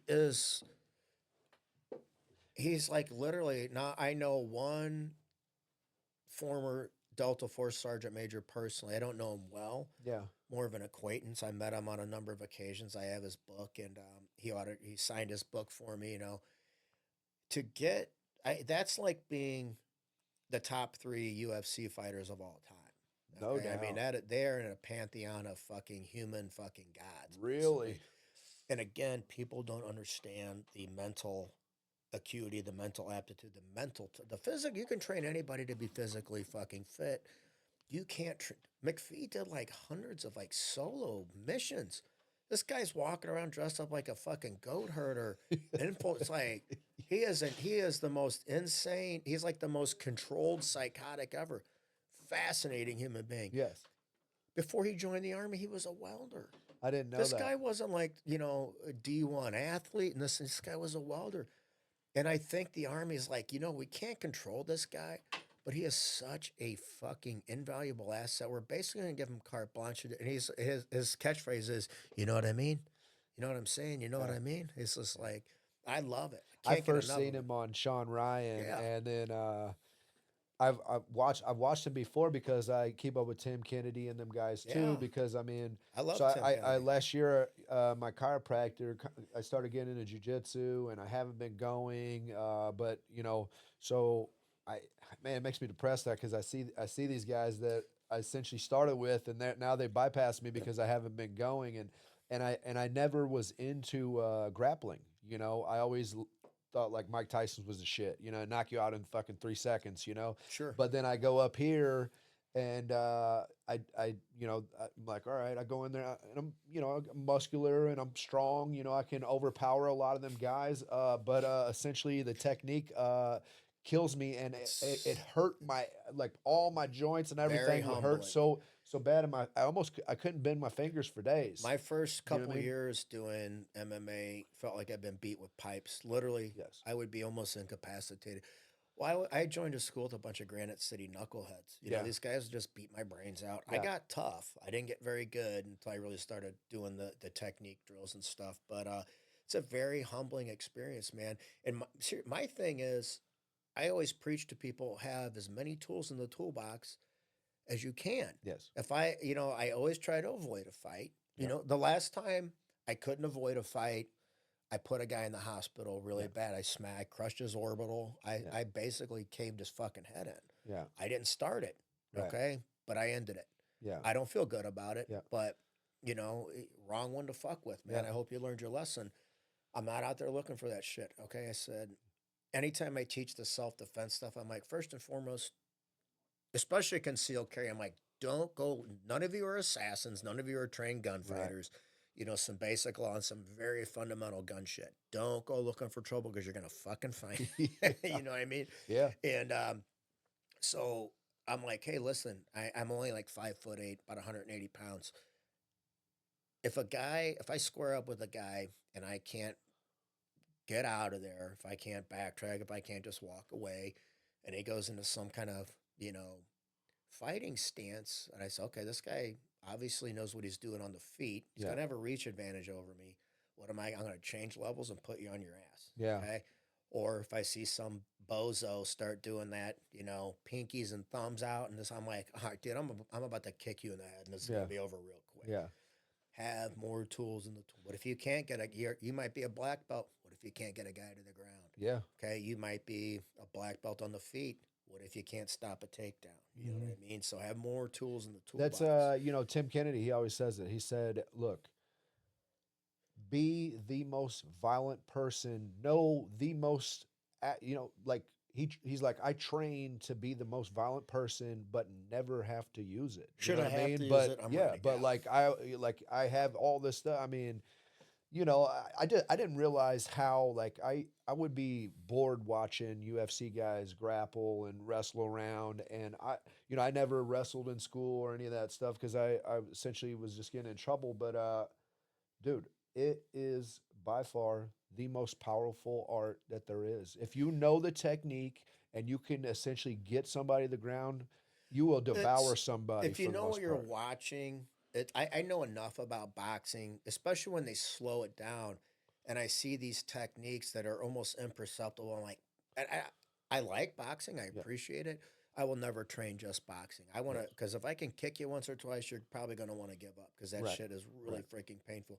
I can watch a high level grappling match and be like, ooh, did you see that? And they'll be like, what? You Yeah, get Joe fucking Camel 35 rows back on his 19th fucking Bush Light screaming break his arm. And I'm like looking like, oh, he just moved his freaking foot about a half an inch because he's setting up a sweep. it's Watch this. it's science. It's a It's so crazy because I didn't grasp it until I started doing it, and then we got these guys are purple belts. We got Chad Hawkins is over our gym now, and he's a I think 9-time world BJJ champion. Yeah, you'll get. It's kind of like this. I beat a world champion. Yes, I beat a guy that won the worlds. It yeah, sounds like holy shit on paper, but I'm like look, it's like finding a Gold Glove boxer in the ghetto, bro. yeah. Dime a dozen. Okay, But there's so many. it's such a like just the slightest move. We get so high a degree of individuals. It's a game of chess, and all it is just look. All this guy has to do is just gradually move his arm out too much, and it's over. It's This is done. the way I It's explain it to crazy. people. Like my coach, I've been training with Wasn't it Ryan McGidry? I thought you said. Yeah, Brian Gittry. McGidry. Yeah, I've trained with Brian for about a decade now. Mike Rogers back in, yes, yeah, off and on for yeah. almost 20 years now. These guys are Super top advanced. Yeah, light years they ahead all of was me. under what Vaghi, right? Rodrigo, Yeah, yeah, they're yeah, all Rodrigo black belts. Those guys, and I'm catching up. yeah, If you don't evolve, people eventually catch up to you. And the more I practice, the more and you learn more. I think by losing, yeah, getting submitted or getting swept. And so when I've got almost 20 years in this stuff. Now I'm not a black belt because I don't train in the gi, but yeah, when I compete, I got to compete against brown and black. Okay, um, when I'm training with a new guy, I'm pure technique. I'm Mhm. okay. I'm gonna try some stuff that I'm 5, 10, 15 steps ahead of this guy. And the same thing with boxing. Mhm. I tell people it's like every fight starts on the feet unless you get those. You see these BJJ count where as soon as the whistle, they both sit down and start Yeah, yeah, scooting. yeah, yeah, yeah, Just doing yeah. the hermit crab The fucking De La guard pose. Hiva, everybody goes for the, Oh, lays on the back. yeah. And I said they all start, and there's this. Well, 99% of fights end up. I'm like, says who? Right, How many fights have you? I've ended a lot of fights on right. the fucking feet. You know what I Yeah, mean? Like if I don't want to go to the ground, I'm not going to the ground with you. If I right. want to go to the ground, it's like I used to use this psychological shit with people. Guys that would be like, "Hey, can I train with you up at the academy?" I'm like, "Yeah, absolutely, man. Come on and blah blah blah." And there'd be, one guy. I'm like, I said, this fight goes how I wanted to. You know that, right? And he's like, and it's like, and I'm thinking, this guy's probably gonna knock me out. He doesn't know that. I'm Yeah, trying to get in his head, be like, this dude is so confident. Of course, I put him on his butt, yeah, but yeah. you got to believe in yourself. Right. I put probably 50,000 hours of brutal fucking work in. I know what I'm capable of, but you got to believe. The couple times that I've lost because I went out there and I didn't Hmm. believe in my skill set. I don't know why. Yeah, You know what I mean? I got caught in a submission. I've been submitted one time in competition, once, yeah, because I shit the bed. yeah. Okay. Anyway, I've never lost a fight. No, the last time I went out on 3 straight wins, and I'm like, okay, it's time to hang it up. Yeah. I beat a really good guy. 3 matches that on and subbed him 3 times, and he's an Andre Galvao student. Oh And man. yeah, Yeah. Andre Yeah. is Yeah. one Yeah. of I've watched the, him in ADC. at one time was probably the best grappler in the world. Him and Marcello. He's And built. He's built like a brick shit house too. you know what? I've never met him, but I Yep. actually ran into he's still a friend of mine. Yeah. And I said, what's it like? He's like, he's not a big guy at all. Now when he's fucking saucing, the dude is a hyper freaking responder. But he fought at like Yeah. 170, so Yeah. he's probably not much bigger than us, or Right. about the. But he looks But like it when you see him. When you see him in the tournaments, I yeah, mean, when he looks like he's got to be weighing in like 200 yeah pounds. when You know what I mean? when he grappled fucking Ryan Yeah, Sean Gordon, Ryan or Gordon Ryan. Yeah, yeah, Gordon it's just Ryan. like holy Which cow. is that right there is just amazing. You take a guy that young and has completely dominated the sport. It's unbelievable. I don't You know even what I know. I mean? don't know if Gordon's even 30 yet. Like It's just now, crazy. here's the thing.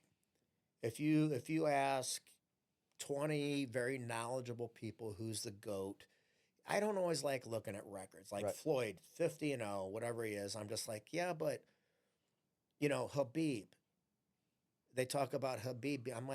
It's like, look, guys, there's got to be certain metrics here. Right. Habib, his pressure, his relentlessness, his grappling, probably the best ever in the division, maybe. Mhm. But let's look at the competition. Did he face competition like when Matt Hughes was on his run, or GSP? GSP is Right. out wrestling Division One champions. Yeah. Okay, Fedor's like 5'10", and he's Mhm. smashing dudes a hell of a Yeah. lot. Yeah. And he's faced diversity and Mhm. adversity. He's been on roller skates a few times. The suplex Randleman hit on him should have killed most people. His facial expression didn't even change. He Yeah. reverses him and then hits him with the Kimura. Yeah. John Jones. Yeah. It's sometimes I'm like, well, Jones hasn't really faced a lot of adversity. I'm like, well, fucking Gus, beat the fucking brakes off Right. of him, and he's still.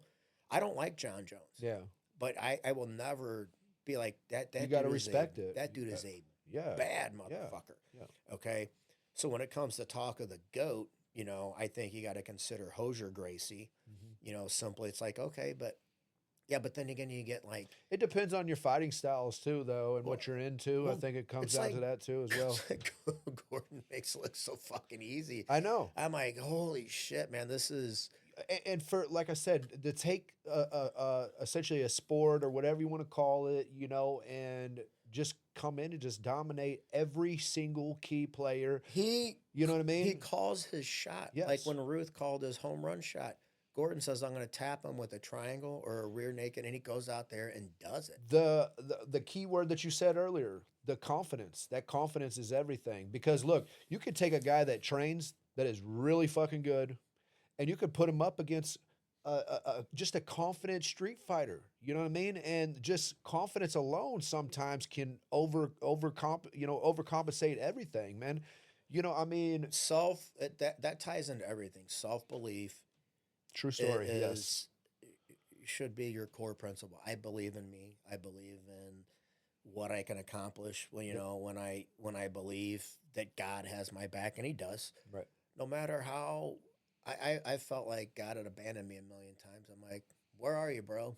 How Hmm. many times do I got to pray? How many times does my heart have to be broken? How many people that I love so much do I have to lose? Yeah. How many times do I got to get kicked in the teeth when all my intentions are noble and I'm trying so hard just to help other people? Yeah. And I sit there and go, this is your path, man.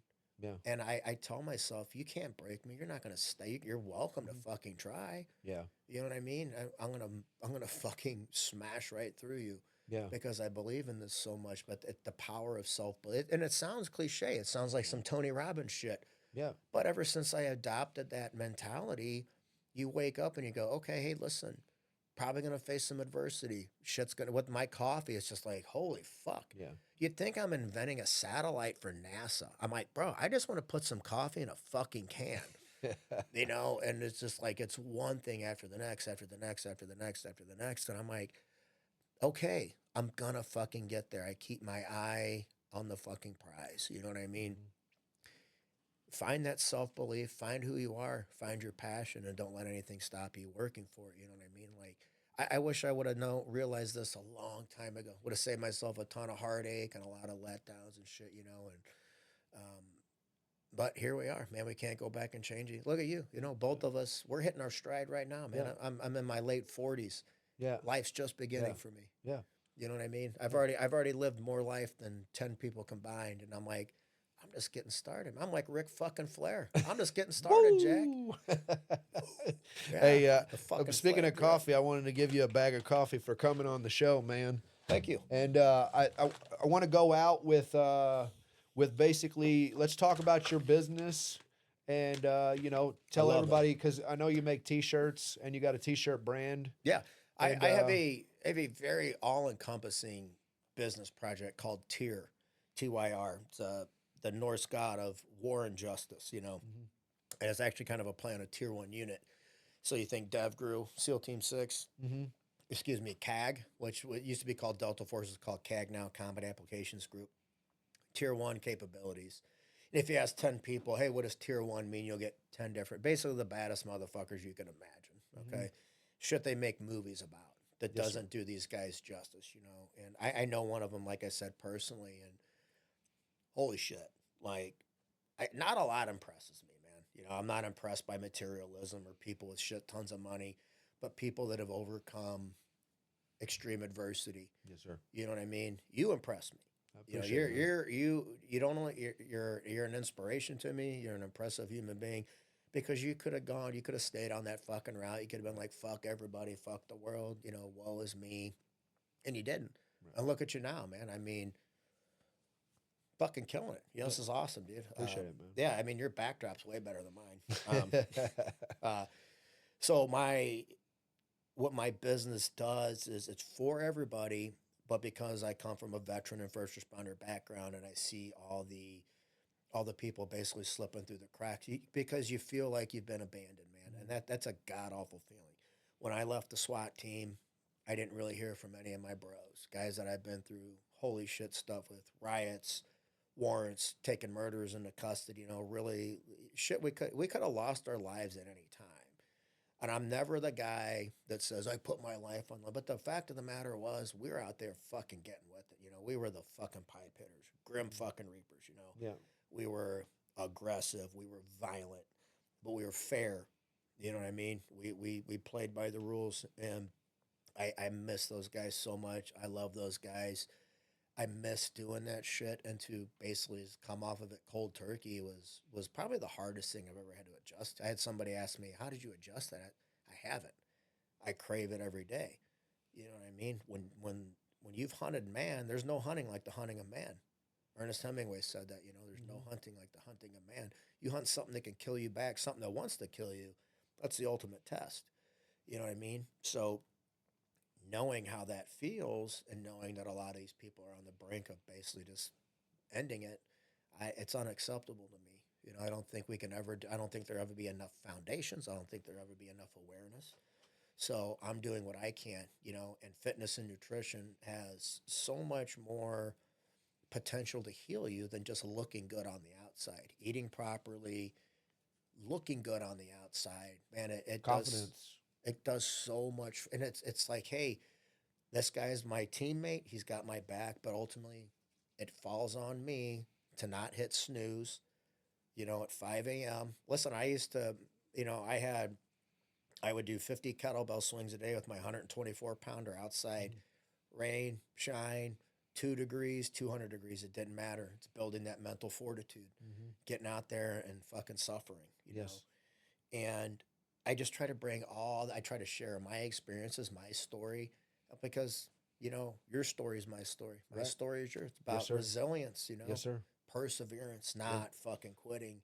I've wanted to quit so many times, Justin. Serious, I want to throw in the fucking towel. My gun is still by my bed, you know, and I'm like, maybe if I move it to the dining room, that'll be another step forward. You know what I mean? Yeah. And it's like, two things keep me going: knowing other people need help, and then the fact that my mom died and my brother died, and they didn't have a choice.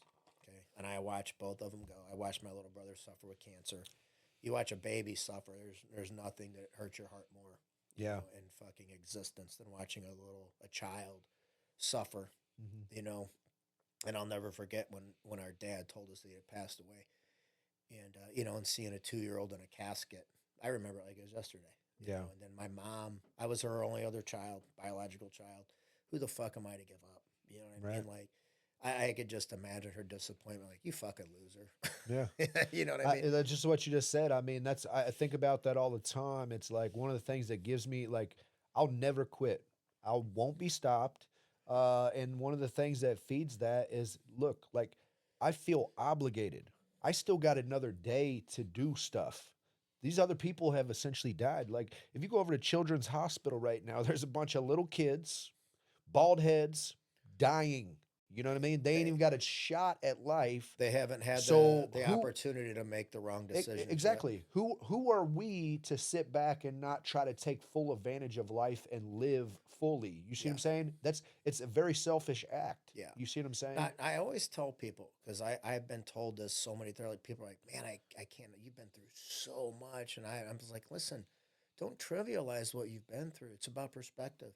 There's people out there that have been through a hell of a lot more than me Man, that are still going. So listen, that's what creates a bond between us. Is that yes. you've been through shit I can't Yes. understand, and vice versa. But we're here for each other. For sure. You know, the 40-mile hike. It's like, hey, it's symbolic of us helping each Yeah, I other want to do that. carry the I, load. You're welcome I'm to. dead Yeah, serious. I've never yeah. done that. I've only ran I ran 7 miles. I started getting into David Goggins. I started jogging every day, and then I did 7 miles straight. That's good, man. With no, drop a dime. Yeah. I've done 5Ks, which I guess really ain't shit, but I'll do the 40 miles. Yeah. It, You get me lined up, and it's I'll do it. so I was gonna do it on February 28th. It was my little brother's birthday, but that is the day of the Bourbon for Badges, a big event for big Okay. fundraiser. So probably it's gonna be the first couple weeks of March. Okay, Hey, look, get some all you got to decent do is just weather. And tell me.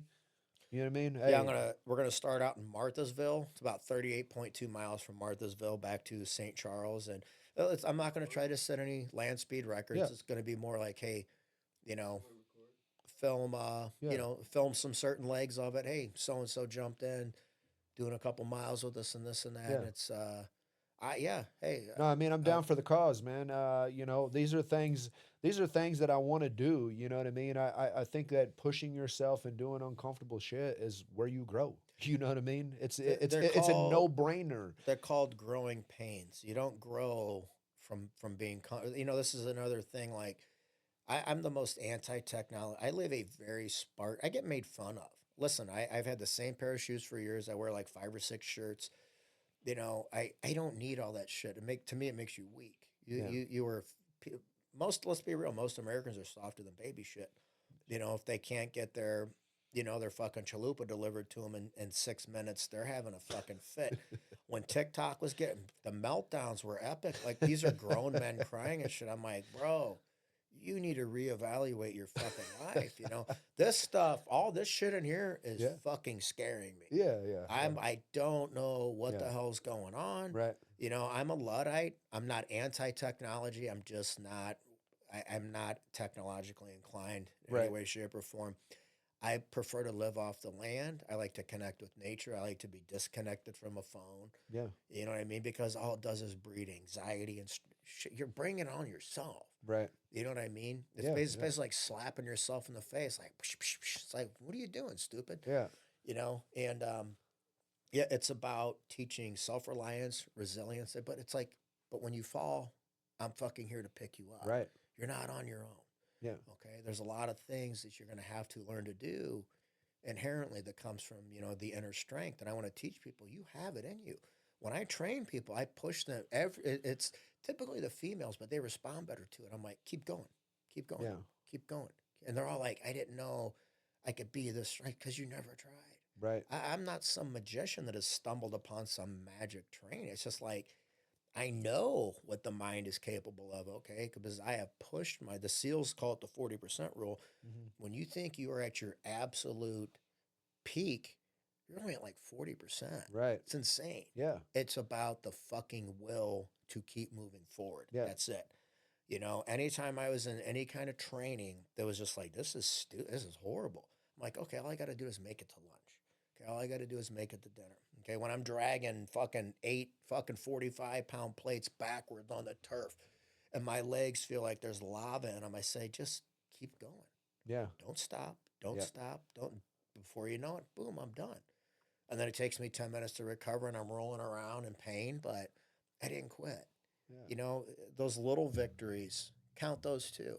Not quitting on shit. That's what people need to understand. It's what do they say? It's not a marathon. It's a race or some shit. Yeah, it's Whatever it is. But I mean, essentially, it's not a it's sprint. a sprint. It's Yeah, not a yeah. sprint. It's It's a not a sprint. marathon. It's a Yeah. marathon. It's the You turtle and the hare. know. You know, I think too many people they get down on themselves and they get on pity pot shit. And the reality of it is like you just said, it's making the little gains as you go. Look, start waking up. If you, oh, I woke up today at 4 a.m. Oh, I maybe I did 10 push-ups today. I did, you know, it's just Well, something. it's You're doing called something. it's a Japanese philosophy called the Kaizen principle. Okay. Tiny, small, incremental, positive changes lead up to big changes over time. Hey, you lost 4 ounces of fat this week. By the end of 3 months, you've gotten rid of 5, 6, 7 pounds of body fat. No doubt. You know, and I tell people this is a slow process. It's not linear. I said, but if you execute the blueprints I give you, you cannot not get results. Yeah. Okay. And don't get used to this. You're gonna get great results right up front because I'm getting rid of all the inflammatory bullshit. I said, don't get used to that shit. Okay. You're gonna hit a wall. That's where the real work begins. That's where we dig our heels in and we look 3 months, 6 months, 9 months, a year down the road. A year from now, you're gonna look like a completely different human being. Yeah. Okay. So get used to putting in the fucking work. Yeah. If you don't want to work, if you want a quick fix, I'm not the guy for you. For sure. You know what Yeah. I mean? So Yeah. Yeah. Shirt. So hey, tell everybody where to find you and where to find your business and what's up? What's up with that merch, bro? Huh? Look at that. yeah, it's badass, Guaranteed to man. add 200 testosterone points. Let's see the back of it. front, like that. front towards enemy, just like on a fucking claymore. Yeah, that's some good merch. Man. Yeah. Hey, thanks, man. You're welcome. So, Thank you. Awesome. yeah. man. That's what I think about the merch.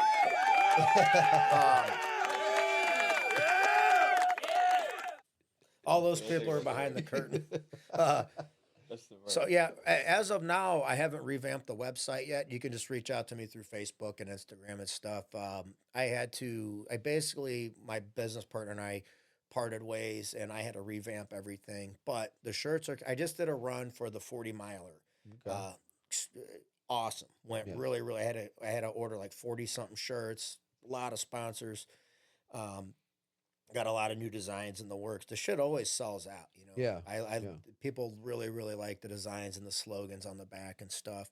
Personally, when I wear one of my shirts, I gotta live up to this part animal, part machine slogan. Yeah. I can't go in there and half-ass the people like this guy's a fucking poser. Mhm. You know what I mean? And no, listen, there's bigger, stronger, more lean people. Nobody, you are welcome to fucking try. You're not gonna outwork me. Ain't gonna happen.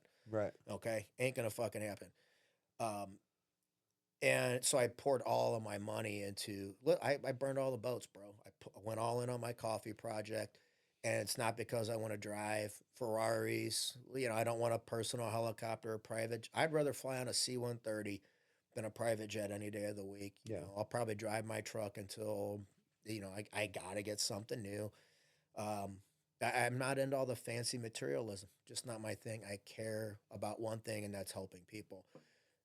And the reality is, the more money you have, the more people I can reach. You know, I started a nonprofit called the Phalanx Project with my buddy Dave, who's he's not a veteran or first responder, but he shares the same passion I do.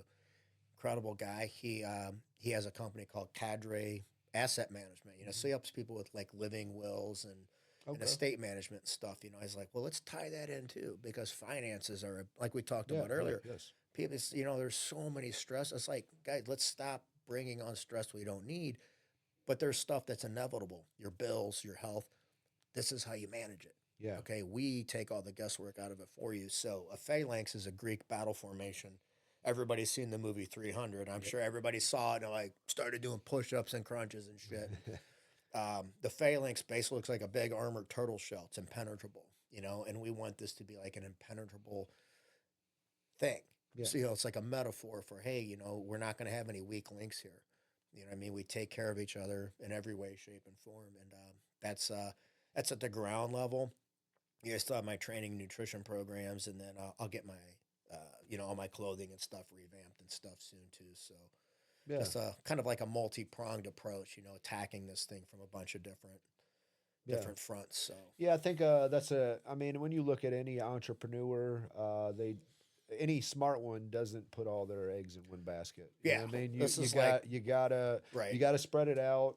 But I mean, the reason that you'll succeed and the reason that this will succeed is because the true belief is in helping somebody else. You know what I mean? It's inevitable. Yeah, Like it's like the truth. You know what I mean? Lies last for so long, and you might get away with them for a long time, sure. and you might get successful off of it, but eventually it'll dwindle away. But the truth will always live. The lies You will know what I mean? always come to light. Yes, I mean, absolutely. I like to acknowledge my younger brother. He's 10 years younger than me. And I want this to be a lesson in humility for people. People never like to acknowledge, people have a difficult time acknowledging other people sometimes because their egos simply won't let them do Mhm. it. He's 10 years younger than me. He's like, what could he teach me? He's taught me a lot. Yeah. Okay, about resilience and moving forward and working on your dreams and stuff. And he was a knucklehead. I loaned him my Corvette one time, which is the stupidest fucking idea ever. I get it back and it's got like the whole inside's like fucking sticky. Like, the fuck Oh you my doing this thing, gosh. kid? But he had hit rock bottom too.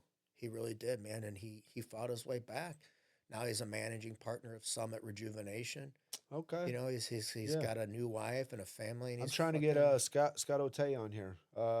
That's him. Okay. Well, hey, I've been trying to get him on. He's supposed to give me a date to Yeah. come over here. So if I'll that's your brother, I'll man, line remind me you. out. Yeah, because Yeah. I just messaged him the other day because I got him on my Facebook and Yeah.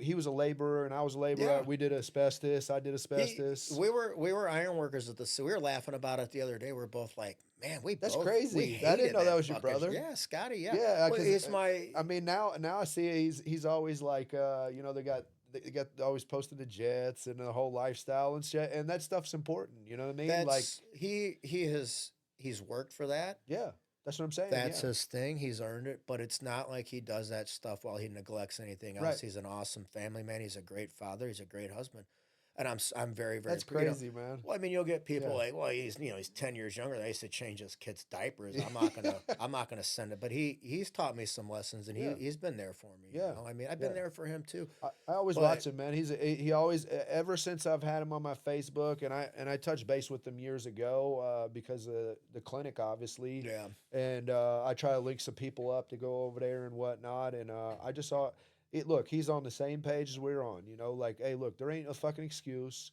Get your life together and do what the fuck you need to do. Yeah, You know what he's I mean? he turned out to be a very solid human being, Yeah, you know. So I'm very because he could have thrown in the towel too, you yeah, know.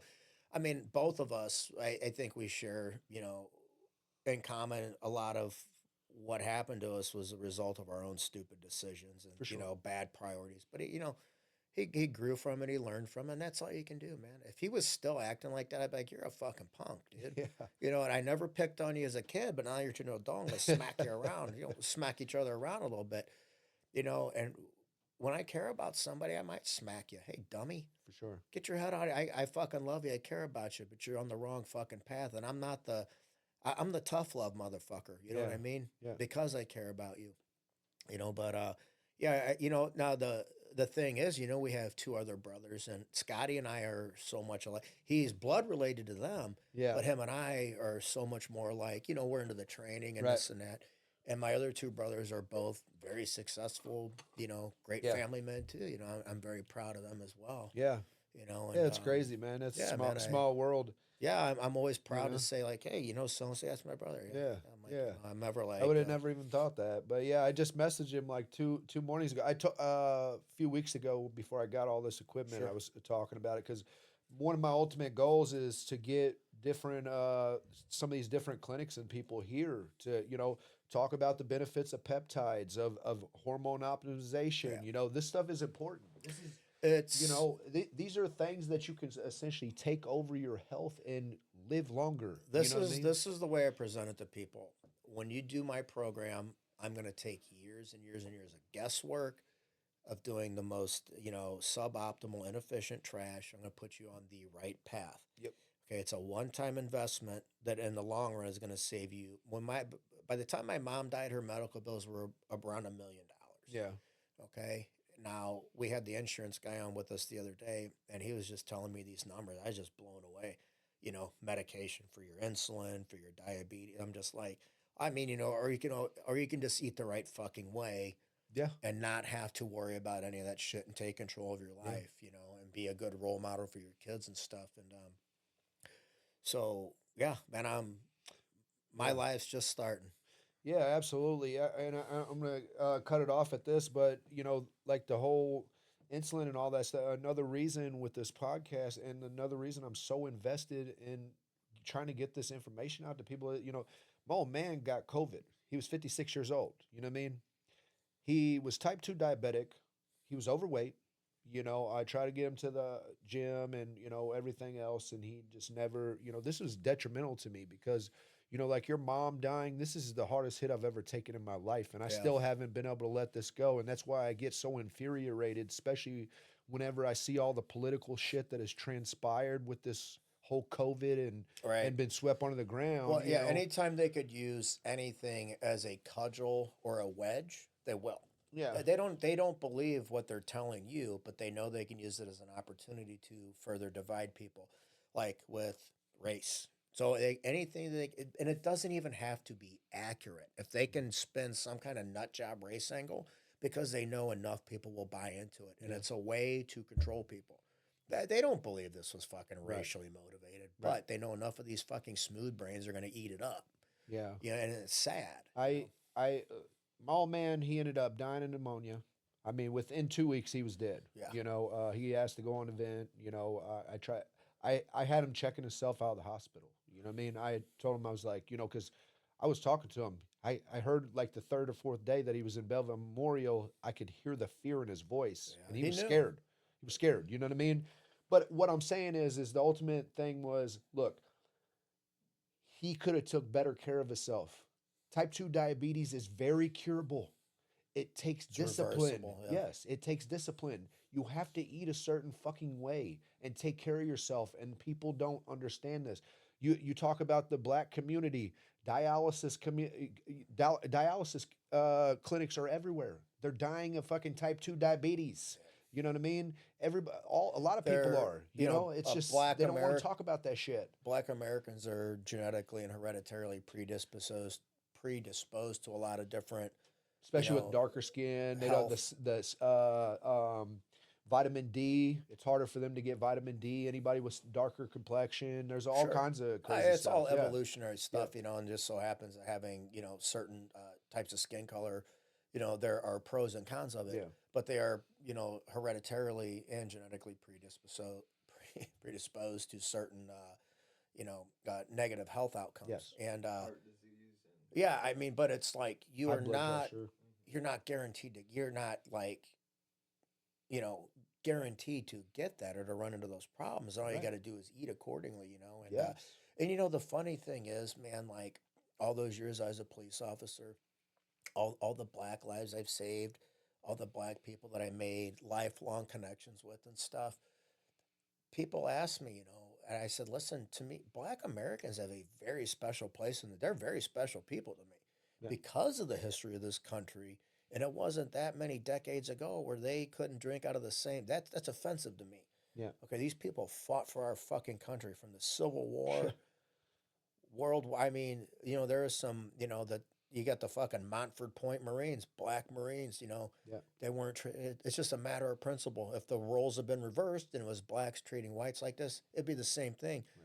But just historically speaking, to be accurate, black Americans have a very special place in this country. And I would give any one of them the shirt off my fucking back if they needed it. Yeah. But at some point, we got to move forward together. For We sure. can't let people that don't give a fuck about me or you Create narratives. put a wedge between us. Yeah. You know what I mean? Because at the end of the day, we have so much more in common than we do, than we don't. And I have black friends that I've known since kindergarten. I take a bullet for these guys, man. Some of them I haven't seen 15, 20, it doesn't matter. I see them, we pick right back up where we left Yeah. off. So given the history in this country and the way black Americans were treated, and they still fought and died for this country, and you get a few years ago, I did a community outreach meeting with a bunch of downtown business partnerships and stuff, and they had us fill out some corny little fucking, hey, get to know coffee with Cross. I'm like, this is fucking corny, dude. Nobody wants to do this cheese ball shit. I did it anyway, and they see who are your personal heroes, and I said, my mom for not giving up, General Mattis, legendary Marine, and Martin Luther King. I said because despite the way black Americans were treated, he always preached peace and unity, and to do that in the face of the politics and the way of our country at that time, that's as strong a heart and as a deep, and he had his faults. He was a womanizer. I don't fucking care. For sure. I don't. Yeah. You know what I mean? Because brother, if you dug up my skeletons, holy shit, I should be locked away and the fucking key thrown away. Yeah. But I have, at the end of the day, I have a very kind, genuine, good heart, and I've made a lot of mistakes, and I am truly remorseful for them. I've reached out to certain people. I want you to know that I am truly sorry for this and that, Yeah. and it's yeah. So just to wrap that up, given the history of this country, they Let's have a leave very out special on place. this. If you could, let's see. I think I got the question here. The best advice you were ever given in your life. You know what I mean? If that's a hard question, but I mean, looking at right now for people out there, what would be your advice? For the people that are going through hard shit, spiritual, everything that we've been talking about. I mean, obviously, just what is your best advice to move on from what you were talking about earlier, the shit that we carry around in our own selves that keeps us stuck and keeps us miserable. You know what I mean? What's your advice to them people? Having fought my way back from not wanting to wake up and face another day, and knowing that my story is not unique. Your story is my story is your story, his story is my story, and vice versa. It's always darkest before the dawn. You know, you're going to wake up that one fucking day, and that sun's going to shine on your face. And you're going to be like, I'm glad I didn't fucking quit. You know what I mean? My motto is integrity, honor, and perseverance. Okay? Perseverance means you just keep going in the face of adversity. And most of all, no, you're not alone. You're not alone. Okay? There's people I know, and it's a weird thing, man, because it is so hard for me to accept that people actually care about me because of certain things I've been through. You know, when I was deployed to the war, none of my brothers wrote me letters. Really, nobody came to see me when I came home. I was like, I just don't matter. I really don't matter to these people, you know? And it's like when I left the SWAT team and those guys, I don't hear from anybody. I'm like, I don't matter to those guys. You know, the shit we've been through together, to me, built unbreakable bonds. I'll remember those guys until the day I fucking die. But then I look back and go, well, when so and so left, it's like I didn't reach out to him either. It's just a strange fucking thing, man. But it's knowing how painful it is to go through that and to feel like those guys just didn't give a shit or that nobody gives a shit. A lot of us is just in our own heads, man. You know, we create so many problems in our own heads that just aren't real. And I'm not saying women are bad about this, but inventing problems that aren't really there. No, that's a lesson for everybody. But yeah, it's my one word: perseverance. I got it Don't tattooed on my arm. don't fucking quit, man. You know, Because there are people out there, people like me, people like Justin, Yep. that will be there to pick you up, you know. And again, like my 40-mile march is about carrying the fucking burden for each other. Yep. You think I want to carry 40 pounds, 40 fucking miles? Brother, I'm retired from It's gonna that be shit. hard too. Yeah, you know what? I don't care. I'm Yeah, gonna put my absolutely. mouthpiece in, I'm gonna bite fucking down, and I am gonna fucking go. Yeah. You know what I mean? And if there's anything I can do to make it harder, if I got to do it on roller skates, I'll fucking do it. If I got to do it in Chuck Taylors, I will. You know, I am about Barefoot. self-torture because that you learn the most about yourself through adversity and fighting through it. You know, if everything in life was easy, you wouldn't appreciate anything. You know, I've been through Man. fucking hell people Yeah. can't imagine. I appreciate people that check on me, people that care about me. They're invaluable to me. Yeah. You know, and shit like that keeps me going. And it's just like it's the easiest time to be alive, but it's also the hardest. Yeah. You know, I mean, with all this technology and stuff, is brought a really fucking horrible aspect of human nature out of everybody. You know, I say some really mean, ignorant shit on the internet too. I'm like, I didn't really mean that. I really don't give a fuck what this person thinks or says. Yeah. But you know, and I got to be better about that. You know, so but yeah, one We're word: all work in progress, man. perseverance. And this is podcast number 1. We appreciate having you, man. Hey, It's an honor, seriously. man. No, hey, absolutely. You're the man, Justin. Hey, check Fuck. out the guys' shirts. You know Yeah. what I mean? Yeah, Get you one. instant boost in testosterone. Hey, respect your fucking police officers, your first responders, and all your veterans